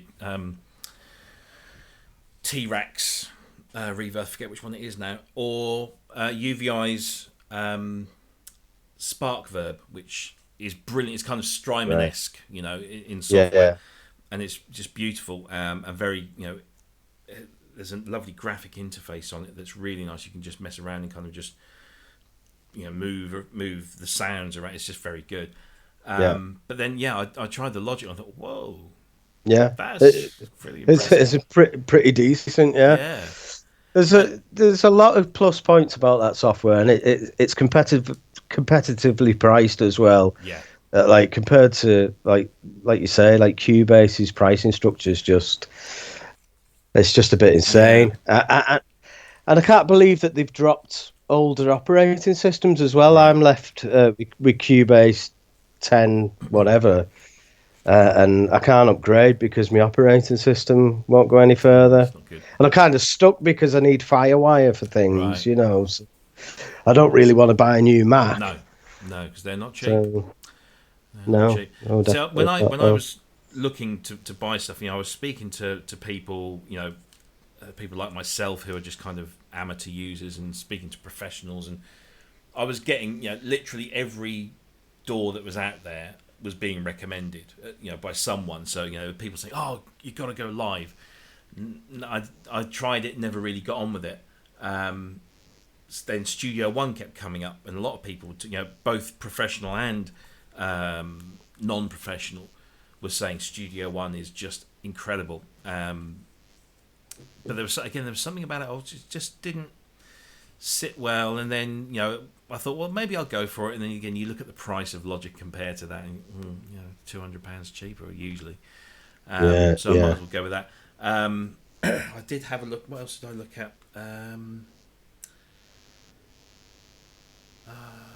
Bitwig. I somebody mentioned, and again, I think like live, it's maybe not in line with the way that I create music and the music that I make. I don't know. Maybe Yeah, I'm wrong. yeah. But saying that, looking at this new, supposedly new Logic interface with the loop stuff on it, that seems to be a nice compromise, maybe, or maybe it is a nice compromise between the kind of the live paradigm and the Logic, the Yeah, world of Logic. So it would be interesting to see. yeah. I think it's definitely made it a performance tool Yeah. as well as an arrangement So tool. what would Yeah. be interesting is if they built that functionality into MainStage. Ooh. Because I think Ah. MainStage is one of the most underrated applications out there, because it's what, £25 or something, and It's fantastic. you Yeah, get it's you get fantastic. Alchemy thrown in, because a lot of people were cheesed off that Alchemy died a horrible death when Apple took it over. So Alchemy comes straight away with that. You've got the Yeah, multi-sampling tools that you can sample in hardware instruments yeah, and virtual yeah. instruments, and then you've got all of that ability to use it live as well. I mean, I don't play live, but I have MainStage because it's a very useful, instant kind of gratifying tool, and I understand it more now. I've got Well, Logic, so yeah. Well, before the current hmm situation, I was using main stage twice a week, every yeah, week. And it's yeah, awesome. And for the money, it's just yeah. ridiculous. It's crazy price, absolutely It's crazy, crazy. You could easily charge £250 for that, easy. and nobody would blink an Yeah, eyelid. You know. indeed. Anyway, just looking through the chat, lots of people kind of throwing their various doors into the ring. Lots of people saying that they like Logic. other Reason fans in there. Asio Head, very keen Studio One user. I know that for a fact. But yeah, I think the thing is, I guess you probably get asked this too, but I often get asked, particularly by like friends or parents of children, the same age as mine. They know that I'm into this sort of thing, and they say, "Oh, we want to get something for my son or my daughter to use. What do you suggest?" And my stock answer is generally all of them. Try all of them, because they pretty much all have a demo. Apart from, well, actually, Logic has a demo now, doesn't it? For the first time ever, they've opened it up for 90 days, which is great. But they all have a demo, and most of them are pretty full-featured demos. And I say just try them all, because it's like, we all wear trainers, but I like certain types of trainers, and you like something, they're trainers, but they're different. You like a harder heel, I like a softer, whatever. It's just like a pair of shoes. We all wear them, but we all wear slightly different ones because of different reasons. And so that's how it is really with a DAW. And I would never say, you must do this, you must go and use that one. No. Try them all. But and that's what I did. I ended up downloading all the demos and going through them. And I tried, I really liked Cubase, but they pissed me off when they wouldn't give me 2 or 3 days grace on their... was it their 30th birthday offer that they did last year? Yeah. I was in Canada, and I didn't, because I was in a hotel and my browser defaulted to the Canadian website. I was like, no, I don't want to do this. I'll wait till I get back to the UK, and that was like 2 days after. And so I wrote this really nice email. I said, explain the whole situation. No, we cannot do this for you. Okay, thank you. I shan't buy anything from you now. That was a terrible German accent. I do apologise to Torsten and all of his fellow Germans for my terrible German accent. Anyway, what's the time? I think it's definitely wine o'clock now. Have you been on the Guinness, or is that Guinness I saw? Yeah, it's Guinness. I've actually run out. Is that why you had to go out of the room? I've left. No, that was because of this can. I want another can, but I can't leave you again. Oh, I don't mind. I can hold the fort if you must go and get sustenance. But cheers, everyone. All right, okay. I'll cheers you with an empty can and go and get a full one. I'll take over. I'll hold the fort. See you in a minute. Right. So, let me first carry on by just saying thank you to everyone that's watching. It's amazing that we've got all you lot in here, and you're all contributing in the chat, and it's just great. And hopefully, this will be the first of many. So let's just go through the chat room, say hi, and talk about some of the stuff here. Native VS says, I passionately hate single window workflow, so Cubase, Pro Tools, Pyramix are about the only ones left for me. Yeah, that's one thing that I've learnt with Logic just recently is using the multi kind of window thing and just being able to switch very easily between all of those. Because being a Reason user... you've got your sequencer section at the bottom, you've got your library browser on the left hand side, you've then got your rack, and then above your rack you've got your mixer, so it's all seems very claustrophobic. And although I run a 2 monitor setup, and my large monitor over here is a big 40-inch thing, it doesn't seem to kind of lend itself. I know I've seen some people turn their monitors vertical and then have their rack of instruments in that, and then do everything here. But Logic just seems logical. So there we go. Anyway, so Jamie says Logic since 2008 was Cubase before. I'd be interested to hear about your migration stories and how you migrated from one platform to another platform, because that's not an easy thing to do. So, if you have any hints and tips on how to migrate from one platform to another, that would be good to hear. JP, actually, I'm not even entirely sure how to say this, but JPP Age 2, because they're the words that stand out. He says, I use Reaper, and that's the first time we've seen Reaper mentioned here, and that's surprising, because Reaper is an incredibly popular, and I even tried that. I thought, look, $60 for a 2 version lifelong license, which I know they update almost on a weekly basis, but I thought Reaper is exceptional value for money, but quite a steep learning curve. Have you ever got into Reaper, Ben? Sorry, I haven't. I've never even seen No? it, but I'm pretty I'm pretty stuck to my guns really when it comes to the Yeah. doors. It's like I like Logic and I like Hmm. Cubase, and I tried Studio One for a bit because it was round at a friend's house, and when we was working on songs, I had to use Yeah. that, and it's just I hate that frustration of not knowing where Yeah. something is. A simple thing. I want to flatten all the velocities to Yeah. 100, and I don't like searching for it. Yeah. I need to know where it Yeah. is. I need to, and I'm too long in the tooth to be Yeah. learning anything I'm just new. lazy, and when I tried Reaper, I really wanted to like it because it was great value, very small footprint. The fact that you can even stick it on a USB stick and then just go Wow. onto any Yeah. computer, plug it in, and you've got your stuff. The application can run off of that. It's very, kind of lightweight, but also very powerful and very deep. But it seemed quite painful to use because it has that thing that, although it isn't open source software, it had that element of a slight lack of polish, you know.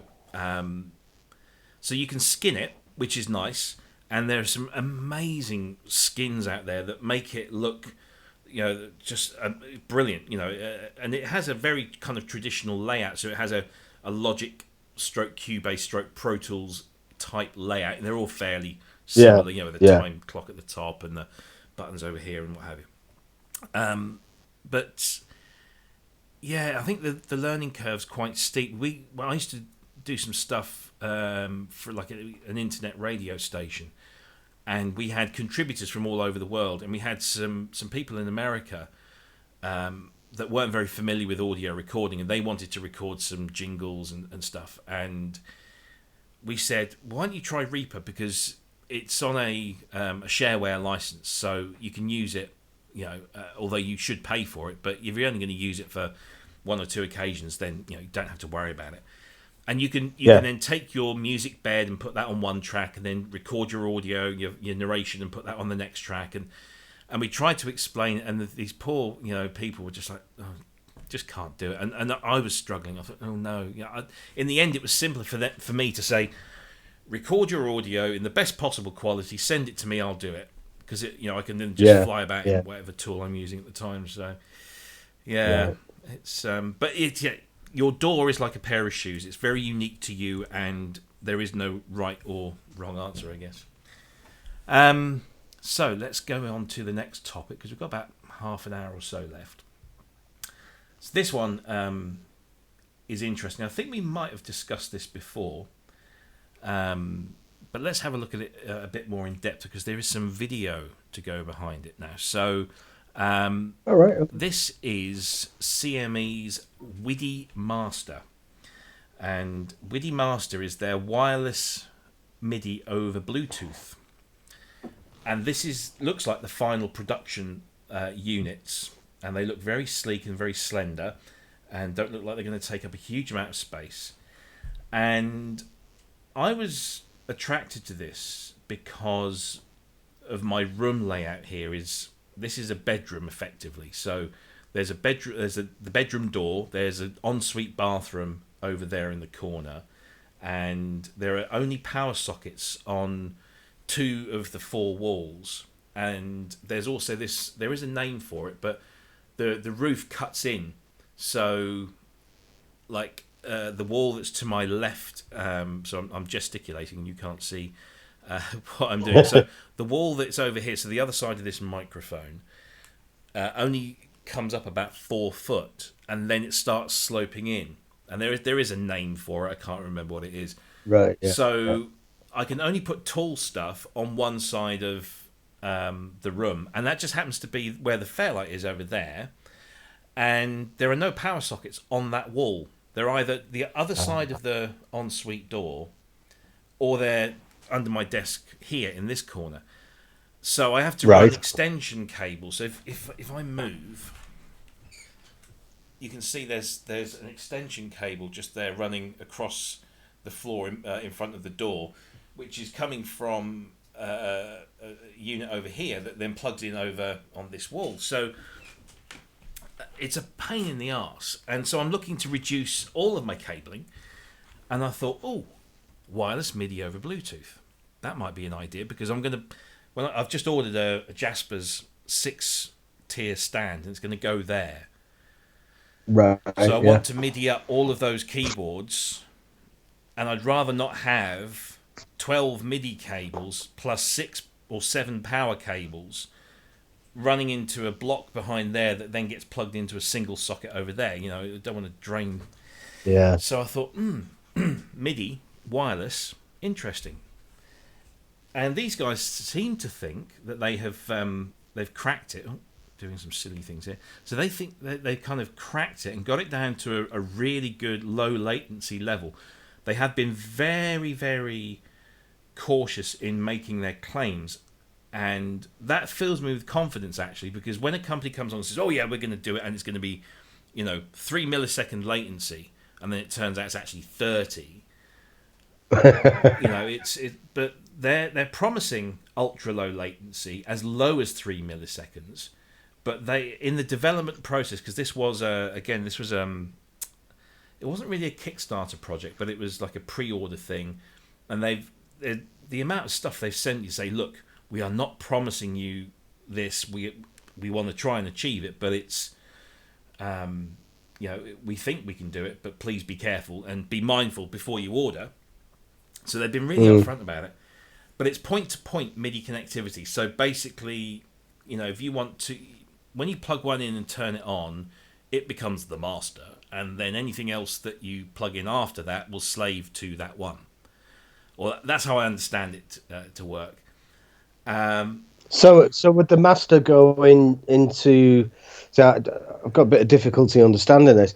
Would the master go into your MIDI interface? Well, this is On your computer, or do they transmit to the computer and there's no receiver? So there is no extra hardware. It literally is just those two plugs.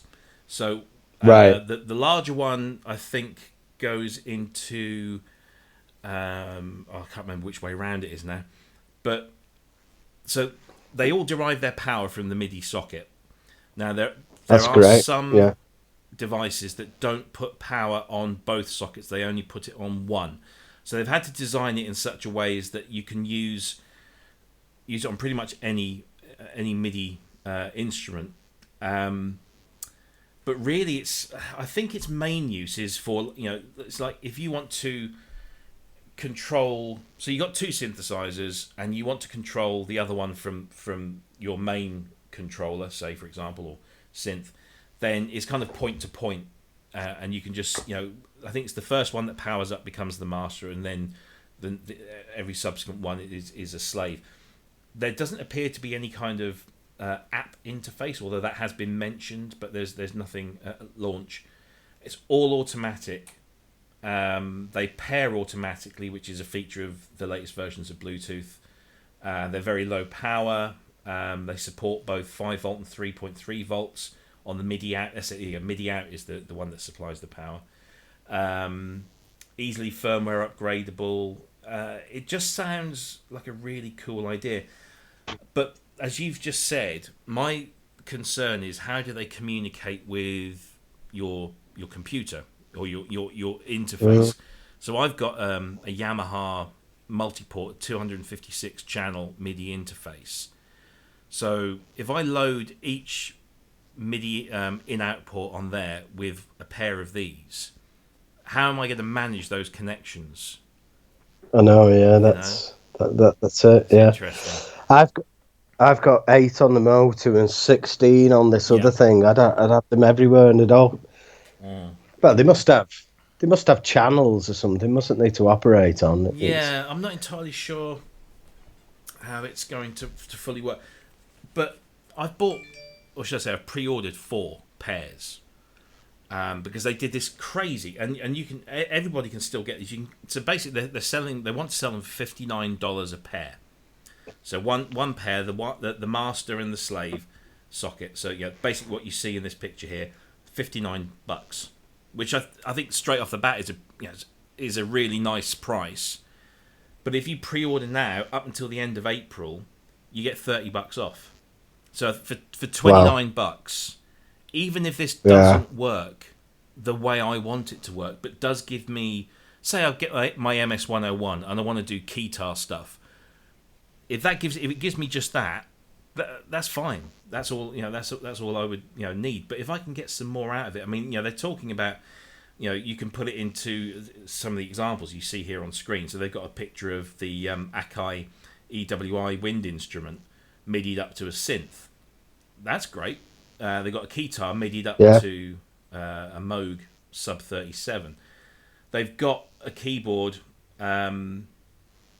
married up to your Mac and your iPad, because that's the other thing. Because it's Bluetooth, you don't have to have a corresponding MIDI thing on your computer. You can just have it connected via Bluetooth MIDI on there.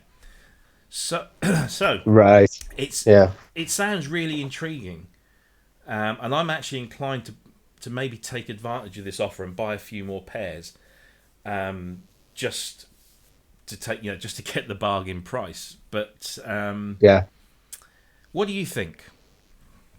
I think for your situation there, it sounds great. Cables are just a nightmare, aren't they? So anything we can do to get away from them reliably is great. I can think of a few uses for them live in the band. It'd be much better than wrapping more cables up at the end of the night. Just leave them in the racks. No, it makes life easier. So I wonder if maybe that's the way to do it. Because again, I don't know if you've got say you've got 3 pairs of these things. So you've got a pair going into the back of your MIDI controller. Then you've got a pair that matches that in the back of your rack-mounted module, whatever it might be. And then another guy in your band has got a keytar. So he's got one pair in his keytar married up to his synth. How are you able to determine and control the connections? I mean, I'm not too worried about interference because in my day job we deal a lot with Bluetooth stuff, and that's manageable. So I want to see it in practice. I want to see it. Yeah. So, sorry, you were going to say? It confuses me a little bit, because if we had like a rack with 15 units in it, all MIDI, and we had one of those in each one of them, and then the master had one of the wireless MIDI things in it as well, I presume that because the auto configure, would each unit be on a separate MIDI channel? Yeah, and how do you determine that? Yeah, because there doesn't seem to be anything on the units themselves. Certainly not now. And is it one of those things that you have to switch everything on in order so that the first thing comes on and it's automatically number 1, and then the next pair that match up there then assign number 2, and so it's interesting. I don't know whether it could be used as extensively as maybe you or I are thinking. Who knows? But I'll give it a go. But they've so what they've done is I couldn't find the video that I wanted to show. Let me just bring up the topic screen. So again, I haven't even routed the audio properly through here, so you won't get much audio. But there was this really great visual demonstration, and I'm just going to flick through this video. So what they're showing in this clip at the moment is the latency, which is incredibly low. It's impressive. And also, they were doing this timecode sync, so MTC timecode testing, and that seemed to work really, really nicely. And they seem to have multiple instances of the stuff there as well. Then they're looking at sysx transfer rates, and they're actually using the UX256. That's the unit I've got here, which is a spectacularly brilliant unit. And then they've got this one here where they've covered the guy's face up. And this is about range. So they're testing up to 20 meters. Oh, right. Which, even if you're on stage at the Hammersmith, 20 meters is plenty enough. Yeah. But obviously, that relies on probably a decent line of sight, and the kind of interference that you might get in certain venues like that. But I really want this to work. Yeah. Not just because I've just invested in it, but I think it's about time that I know there are some things that cables are almost always going to be it's like with speakers, like audio speakers. Many companies have tried wireless audio connection, wireless speaker connections. It's never really worked. Certainly the latency, that you get from, it's bad enough the latency you get from your disc player or your streaming device to your audio system and your TV screen, but then to have to worry about the audio latency to your speakers, especially if you've got like a surround setup. So I understand that there are some things where cables right now are still always going to be the best choice, but MIDI, it's just computer data. It's not a large amount of data, is it? It's just it should be okay, really. Yeah, I really, really want this to work. And hopefully, they reckon they're going to start shipping in May, so hopefully it won't be too long before we find out. But I like their openness. They've done a lot of live videos with the developers. They've got a developer in France. I think CME are Chinese or are they Chinese or Japanese? I can't remember. I think the Chinese CME. But yeah, that looks like they've really kind of thought it through and designed it well, and I really do hope that it pays off and it is as good as they say it will be. But fingers crossed. Just looking in the chat, and there's obviously lots of opinions here because I think we have a range of people who would or wouldn't make use of this. I mean, for example, Asio Head, it says, "I've never trusted or liked Bluetooth. I'm not going to trust it now for my music," and that's understandable. To be fair, my experience with Bluetooth has always been pretty good with the devices I use, whether it's headphones or connectivity in a motor vehicle. And the company that I work for in my day job, we deal with secure identity and access control type situations. And we've had for a number of years now a Bluetooth-based access control system and location services tool. So if you have we can monitor your location in real time within a building on a multi-floor, multi-room level, and we do that with an accuracy of down to around 1 meter. So we can pinpoint an individual or an asset.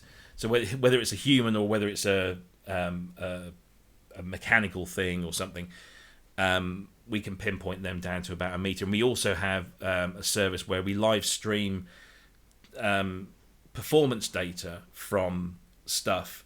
So, for example, Terminal 5 at Heathrow, the baggage handling system, every motor that is in that enormous underground baggage handling system with all of its conveyor belts that all have these different lanes and everything, every single motor has one of our little units on there, and it monitors vibration, temperature, all sorts of different things, and it transmits all of that data in real time to an application, a cloud-based application, that then warns an engineer that machine's starting to run a bit hot, or there's some excessive vibration over here, or so. And it's all machine learning, and it's all done in real time. It's all done by Bluetooth across an airport terminal. So yeah.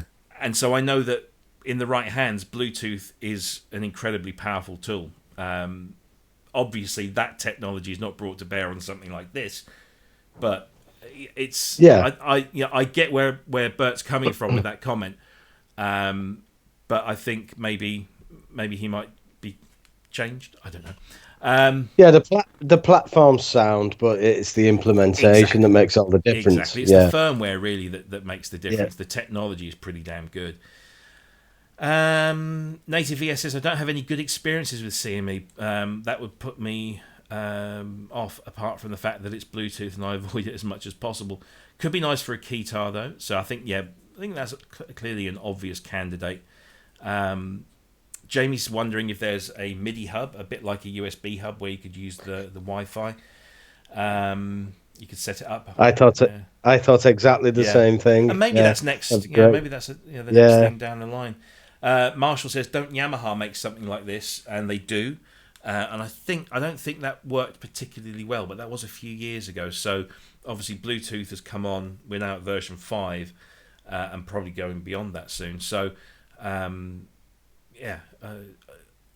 think the Yamaha one didn't do. There was a little bit too much latency in there, which has probably spoiled it for everyone else. Bubble Film's definitely great for iPad integration. I think that's probably a very interesting solution. Simon's can't believe the latency wouldn't be an issue over Bluetooth. Again, the general consensus would agree, but I think the video that I was wanted to show was of one of the engineers has got like a keytar, and he's noticeably hitting the key on the keytar quite hard, so you can hear him hitting the key, and you hear the note that's being played by his. He's got one of these little Yamaha QY module things, and there really is no noticeable latency from him hitting the key and the note being triggered. It is milliseconds. If there's obviously some there, but it's milliseconds. So I couldn't find it on a thing that I could show here. I think it might actually. I'll just quickly look, because I won't bother because I can't do the audio that well, and that just kind of defeats the point of that video. So anyway, that's something we'll work out for next time maybe. What other comments have we got? I've never. Somebody commented on the reliability of CME products and that. I've never had a problem with them. No. They're quite well regarded as far as I'm aware. Yeah. Again, I've never used them, but I've never heard anything detrimental about them. But I've never used. So Action's a bit noisy on some of the controller keyboards, but they play perfectly all right. They do that one that looks like an Apple Alpha keyboard, but with music keys on, don't they? Yeah, they do. I know so many people that have got those that they throw in their laptop bags for when they're going travelling. They use one of those, and they all love it. They think it's great. I don't know whether they love it because it's small and they're happy to live with some of the downsides, or whether it's just really good. But yeah. So there you go. I've got one of those mini Akai ones for the same kind of job. That's pretty good. Love the joystick on that. The one I went for some years ago was this one. And this, I know we said we wouldn't mention them on the show. So this is a Behringer UMA 25S. All right, yeah. So it's 25 note. It's very slim action, so it's not a very playable keyboard. But you've got all the controls, and you've got 8 rotaries. You've got transport controls, and octave, transpose buttons. But most importantly, on the back, you've got a full-blown audio interface, and it's a really nice one. I mean, it's not fantastic. It's not a Focus by a long stretch, but you've got a pair of stereo line in and line outs. You've got a microphone input with its own gain. You've got headphones with their own gain. You've got direct monitoring on and off, so you can blend. It's got USB power. You can also power it through 3 AA's. Sustain and expression pedal sockets. I mean, it's got everything and a MIDI out. And I actually use this a lot when I'm testing Fairlights, where I haven't got the keyboard maybe, or I'm in a situation where I can't, it's a pain to set up. So as long as it's a Series 3, where I've got MIDI inputs on, I'll just use that. And so I'm playing this Fairlight with this little Behringer controller, but it's great because that MIDI interface. It's also got two extremes. yeah. It's also got lug nuts on. So and it came with a strap and its own little case. And the worst thing about this thing is it came with a headset, and it was a really, really awful headset. But other than that, and that was like £69. Yeah, that's great. It seems perfect for main stage, that, with it having the audio built in and everything. You just one connection to your laptop and you're off, really. Well, audio coming up to the desk. I use that with my MacBook and just, USB, that's it. Everything's done through the USB. Audio, MIDI, it's just nice and convenient. You can't do full-blown multi-track stuff on it, but you don't want to when you're just on the road with a lappy. No, so it's just a notebook, isn't it? That's it. Getting your ideas down. Indeed. Let's catch up with the chat room. I got an... Go ahead. Sorry. No, go ahead. I was saying I got a MX-49, the Yamaha, for the same reason, really, because it's a fairly flimsy, plasticky keyboard and that, but it's got the audio interface built into it and the Motif sound set.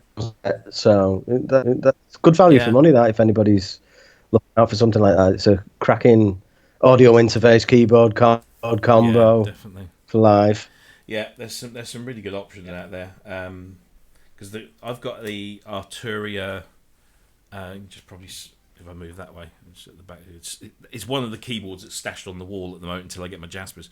It's a Keylab 61. The first one that they did with a shitty keyboard that keeps breaking. I've lost count the amount of keys I've broken on it. It's got to the point where I think I'm just going to break all the keys that haven't broken and fix them, because once they're fixed, they're fine. But again, that was the generous people over at Arturia that helped me out with that.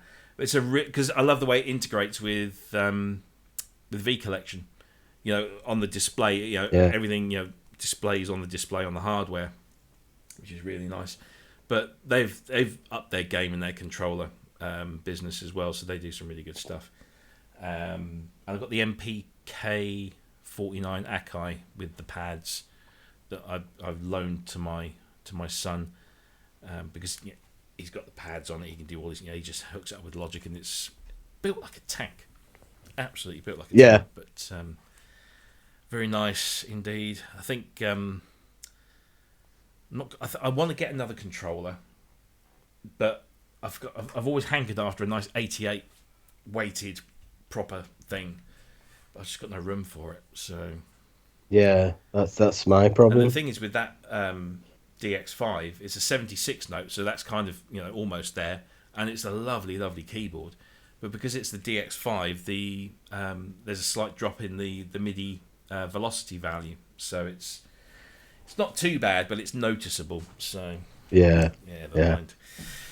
Anyway, so we're almost 10-12 minutes before the end.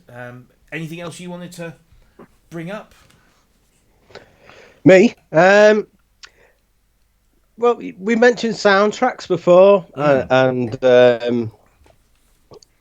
I'm trying to get into my soundtrack career. I've got the excellent portfolio of one film, but I've just been asked to do another one. Cool. And I'm thinking about starting that. I'll get round to it eventually, but But I was wondering, because everybody now is on this lockdown thing, we're taking in a lot more media content than we usually do, And has anything really caught your, grabbed your attention, soundtrack wise? Anything blown you away soundtrack wise while you've been probably watching more than you would normally? I think that documentary that we watched the other day, there was this, it was like a history, wasn't it, of movie soundtracks, as well as the people that did it. And there was a definite shift, wasn't there, in the 80s and the 90s to non-scored soundtracks, so using pop music and chart hits and stuff. Yeah. and so and being, I was born in 1970, so I started off my movie watching life with things like Star Wars and Raiders and all those classic John Williams stuff. And then all of a sudden, every single film that I was watching was 20 greatest hits from pop chart artists. Yeah.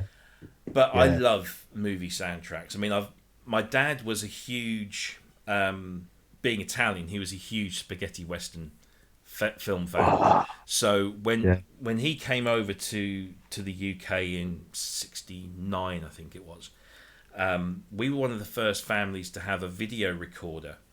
About 1976, I think it was 75, 76, and he did a deal with an oil rig guy that because they had them in oil rigs because they'd record the stuff onshore and then take it all over to watch on the rigs. So he did this deal with this guy and got this thing, and he managed. I don't know how. I think he took the machine somewhere, and there were two particular films. There was.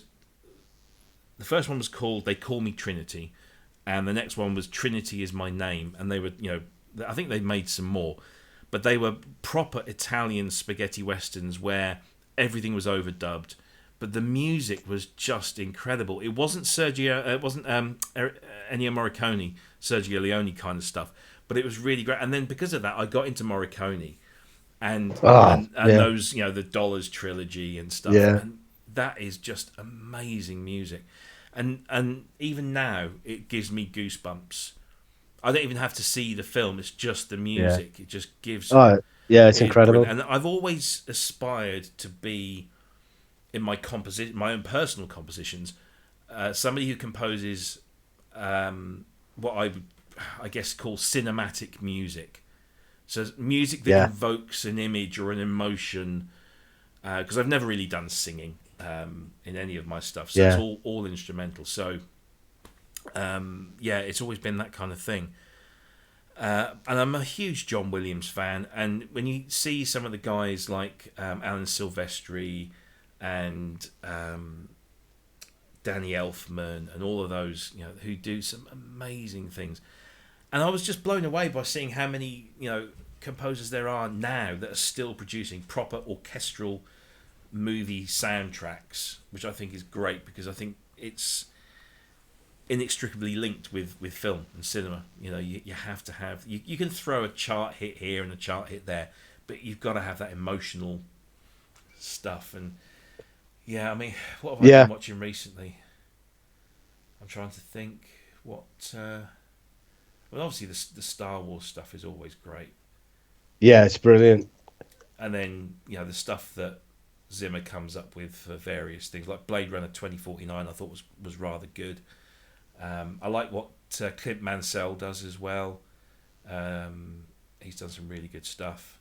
So how about you? Have you got any that really stand out? There's this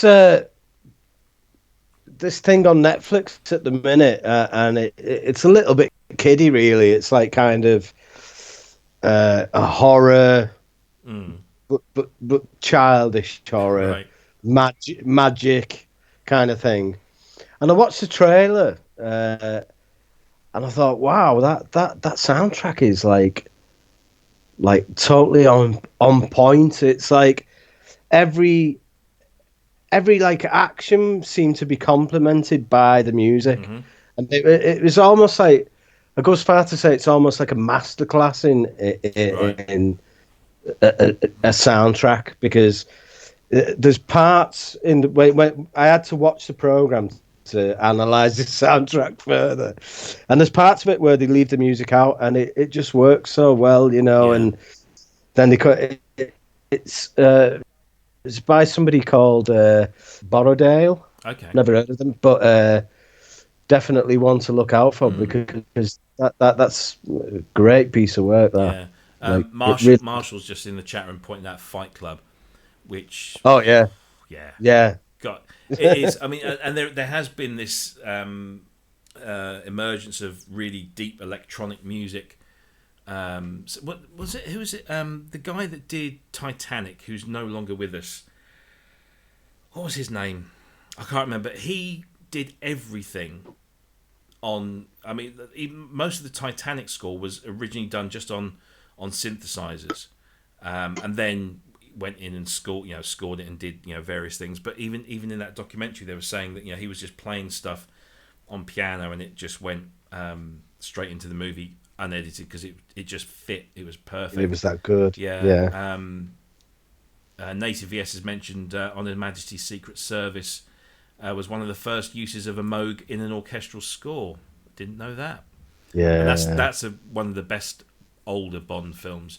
But even the Bonds nowadays, the Bond films, David Arnold's done a bunch. I don't know who's been doing the recent ones, but they follow the classic formula, but they're still really, really good. Who is it doing the Bond now? Because David Arnold's hung up his Bond boots, hasn't he? Yeah, well, they kind of do this thing, don't they, where whenever they change a James Bond, so they did talk to the guy who did Skyfall. Try to find out who did it. But yeah, it's when they change the Bond actor, they usually overlap the orchestra, or the score composer for one film into the new Bond to give you that kind of continuity, and then they bring somebody new in. So David Arnold's last Bond was Casino Royale, which is one of the best Bonds ever, and then it's Thomas Newman did Skyfall, and Thomas Newman is the guy that I think, wasn't he the one that did? Yeah, he did Shawshank Redemption and American Beauty. That is just one of the best scores ever.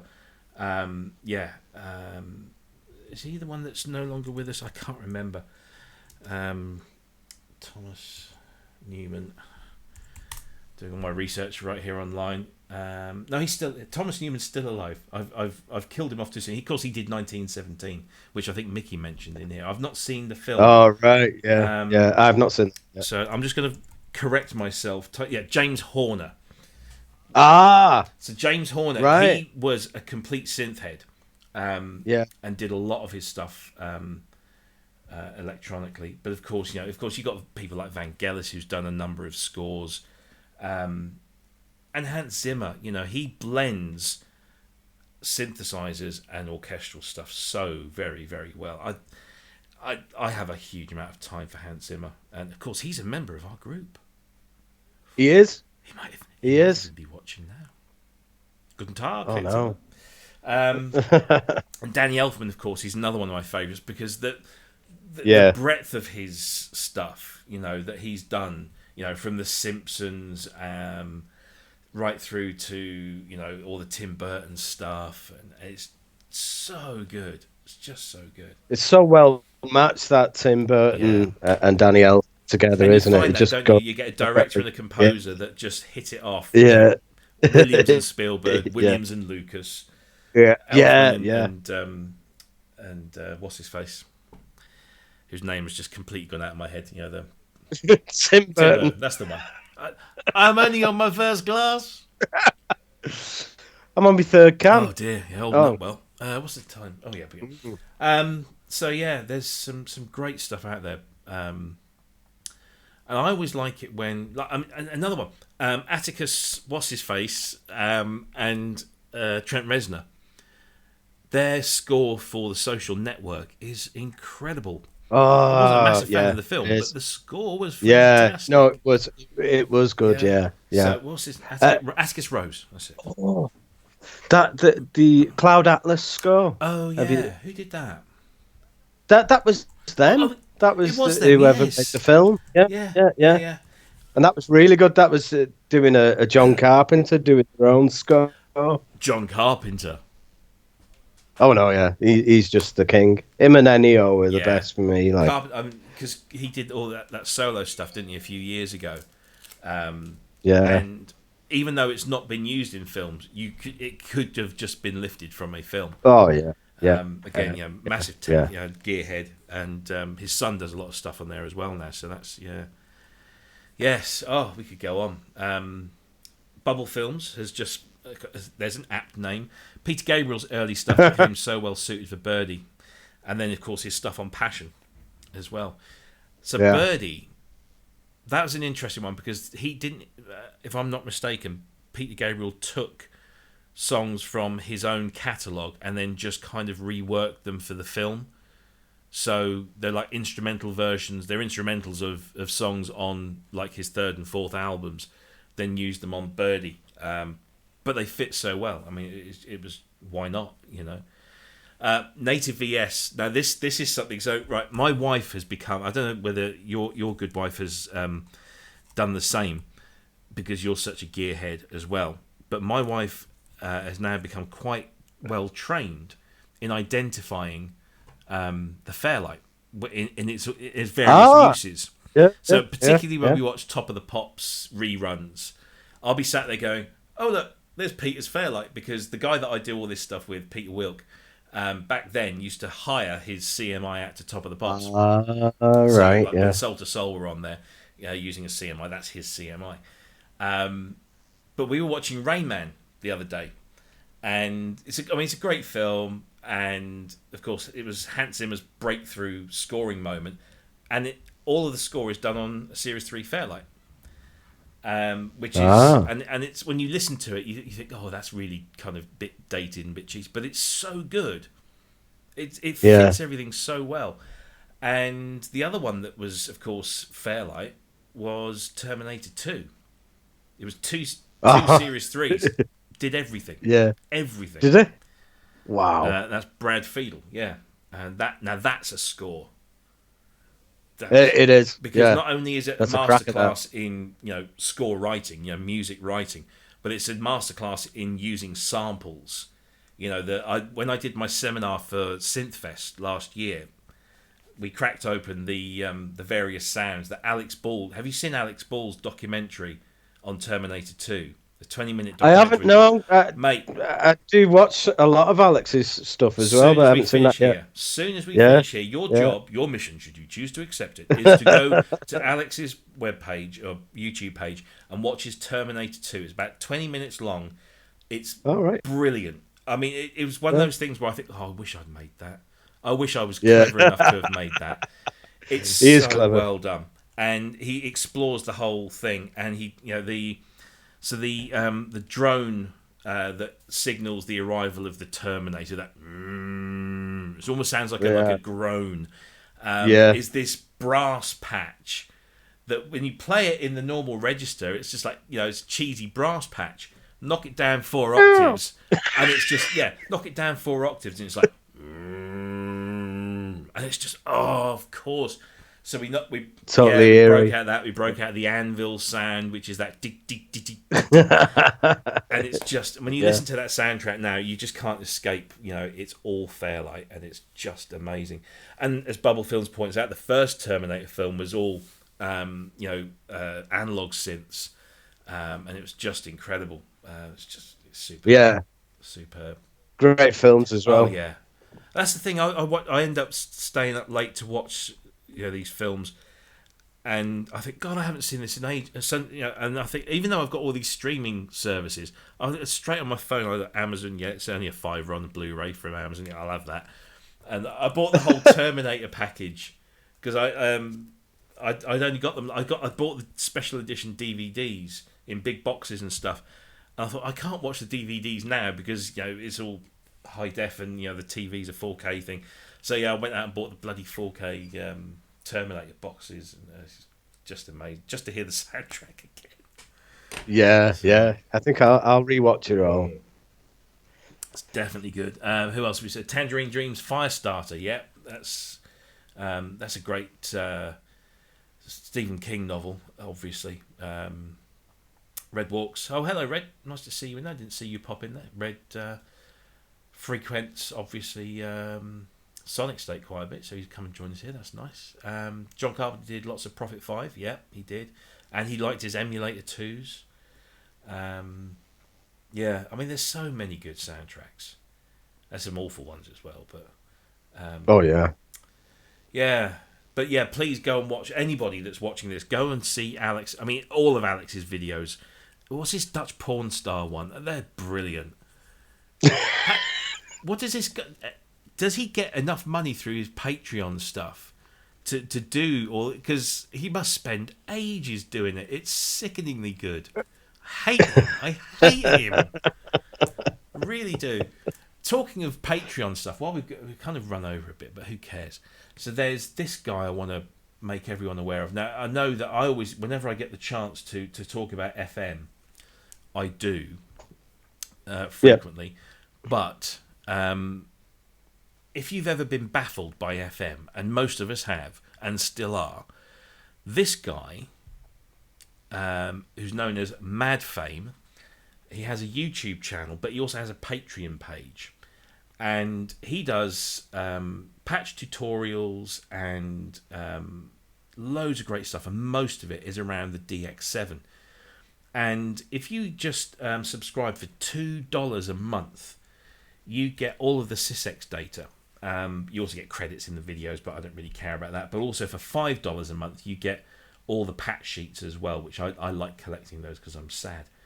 But this guy's videos, he's from New Zealand, and he does some really, really cool patch design. I watched one the other day because somebody was asking about doing a solid bass, the classic 4-operator FM bass patch. Can you do that on the DX7? And I was like, yeah, go and watch out this video from MindFame, and he has that on there. He has these great FM synthesis explained videos. I think there's 2 in the series at the moment. So the first one was about operators and algorithms, and then the second one was this one on waveforms and filters. And the way he explains it is the way that I wish I could explain FM, or could have done. Now I know because I'm copying him. It's so good. And the other guy that I subscribe to on Patreon, because I've only just started doing it. Let's see if I can find him.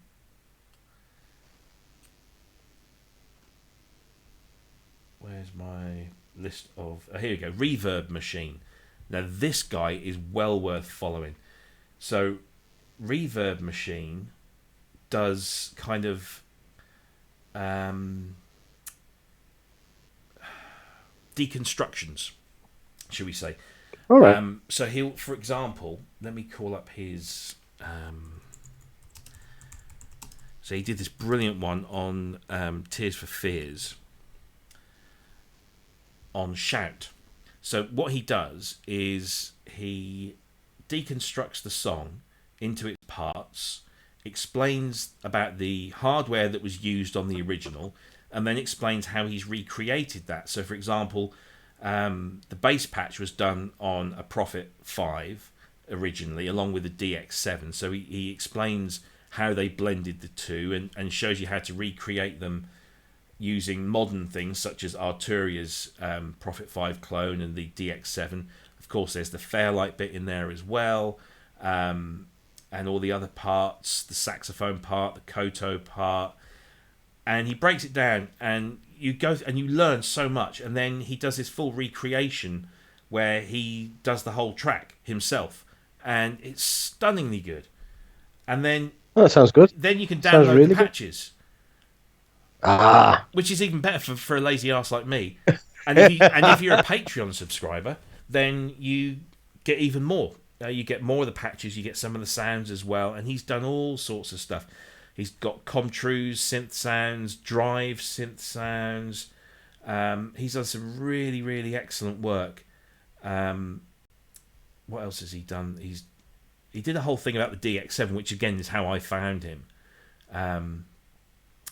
So his most recent one is Mac DeMarco. He's done some chromatic stuff, Tame Impala, Frank Ocean, Christmas synth sounds. He got the Paul McCartney wonderful Christmas time stuff going on. Tyler the Creator, Tom York, Travis Scott, Solange, and he's gone through, and all of these are articles where he deconstructs and looks at how these people create this stuff, and then gives you pointers on how to do it yourself. And there's Stranger Things ones in there, and yeah, it's just so good. That's reverbmachine.com. Even if you don't subscribe, go and have a look at some of these articles. They're brilliantly written, really, really good. Yeah, I think I will. So hopefully, and there's recreating Trent Reznor and Atticus Ross's Gone Girl score. There's some really good stuff. And if you do subscribe, you get some bonuses, and then he also does patch design as well. So he's got patches for a bunch of the Arturia stuff. He's got some Omnisphere stuff going on. And then he's got actual hardware patches plus sample patches, and some really, really cool. And I love these graphics that he's got here for these synths. They're really cool. But that's an awesome website, and you could get lost in there for days. But yeah, reverbmachine.com and MadFame on YouTube. Well worth a look. Have you got any recommendations like that? Well, I believe it or not, I'm fairly new to all the YouTube thing. I've only just recently started getting into it all. I watch people like Luke Pop, and he has a Patreon thing where you get like a book of all these synthesizer tips. I just think he's so knowledgeable. Yeah. I would read. Well, I bought the Hydra synth partly because of his review of it. I just trust him so much. I just think he's really good, and he's also a member of our group as well. As all the finest people are, of course. Yeah. No, there is some great stuff out there, and I think one of the upsides of what's going on at the moment is that a lot of people are discovering this stuff for the first time, which is good.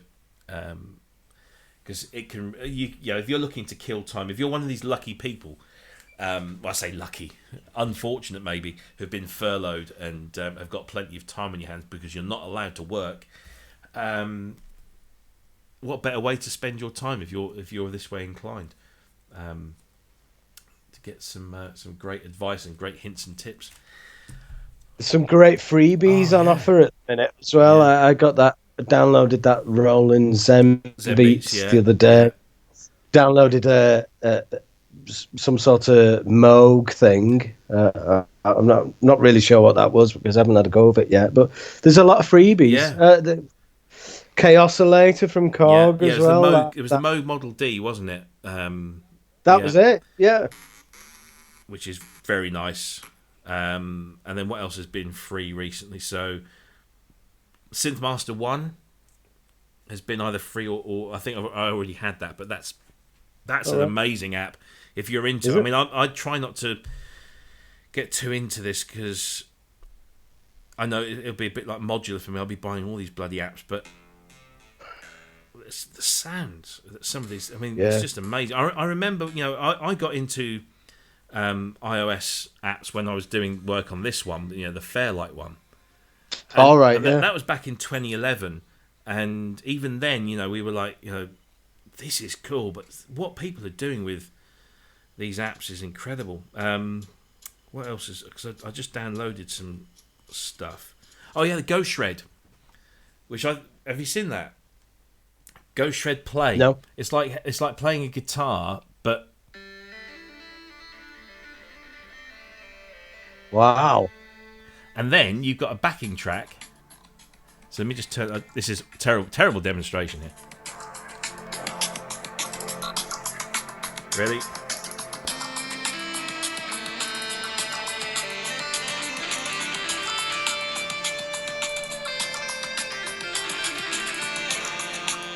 It's just. I can almost see your foot on the monitor there. It's pulling my best guitar face. I mean. And you've got different voices on there and all sorts of things. Okay. It's so I'm just trying to stop. I want to shut you down. There you go.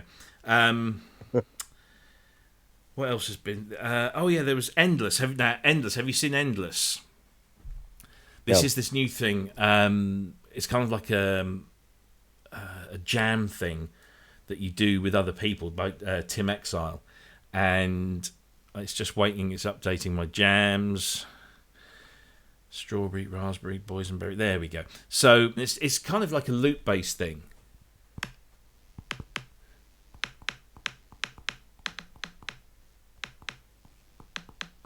So you do that, and then you can start a loop with what you've just played in. So you can have a metronome going to help you.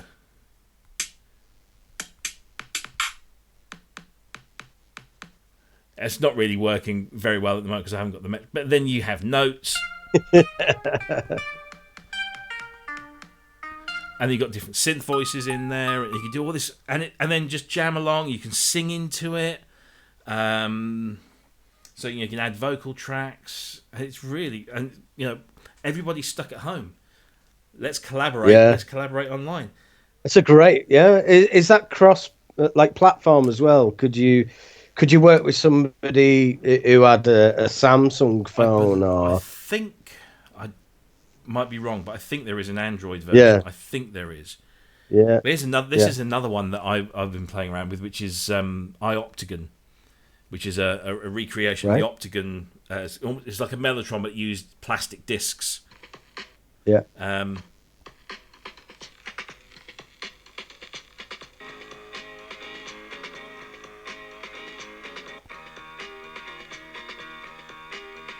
Oh.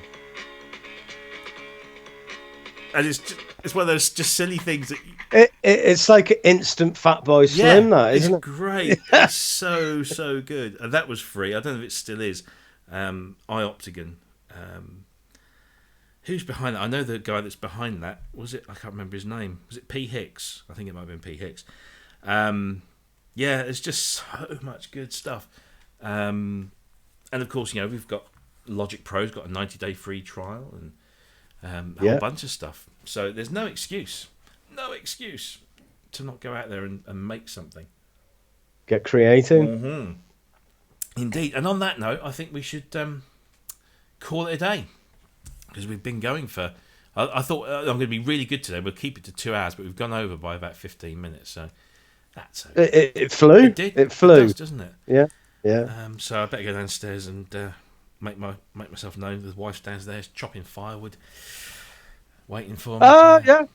We've got a firewood thing going on here as well. Although the thing is, we actually have a fire downstairs, open fire, and the place where we get all our wood and coal is shut. So right. We normally wind it down this time of year, but now it's getting warm. So I think it's kind of come at the right time. But we're getting to the point where we're getting our logs and we're stripping the bark off the logs to use as kindling, because that really catches us quite good. Well, Vicky's had me gardening all day, so there's all kinds of wood and logs and stuff. I do not do gardening at all. No. I refuse to. I won't be doing it again for a while. Anyway, great to see you, mate. Right. Yeah. Lovely to see you. I think this has been a really good first proper official show. Yeah. So hopefully we'll be here same time next week, and maybe we'll have some different faces. Some additional faces. Maybe Chris will come down from his lofty geosynths cloud and come and slum it with us here in ProSynth Network land. But anyway, to everyone that's been watching and to everyone that's still around, thank you ever so much for hanging around. You've had a real treat tonight of 2 hours of us and a couple of hours of Jamie before that. What more could a synth head want? Thank you ever so much for your participation, and I hope you enjoyed it, and you can catch up with this at any time. Share it around. If you want to join ProSynth Network on Facebook, just look for us, find us, hit the join button, answer the simple questions, and you'll be let in, I'm sure, and you can join in the fun over there. So, cheers, Ben. Have a good week, whatever it has in store for you, and maybe we'll catch up this time next week. Cool. Yeah, I hope so. Excellent. Yeah. All right then. See you soon. See Take care. See you. Bye everyone. Bye.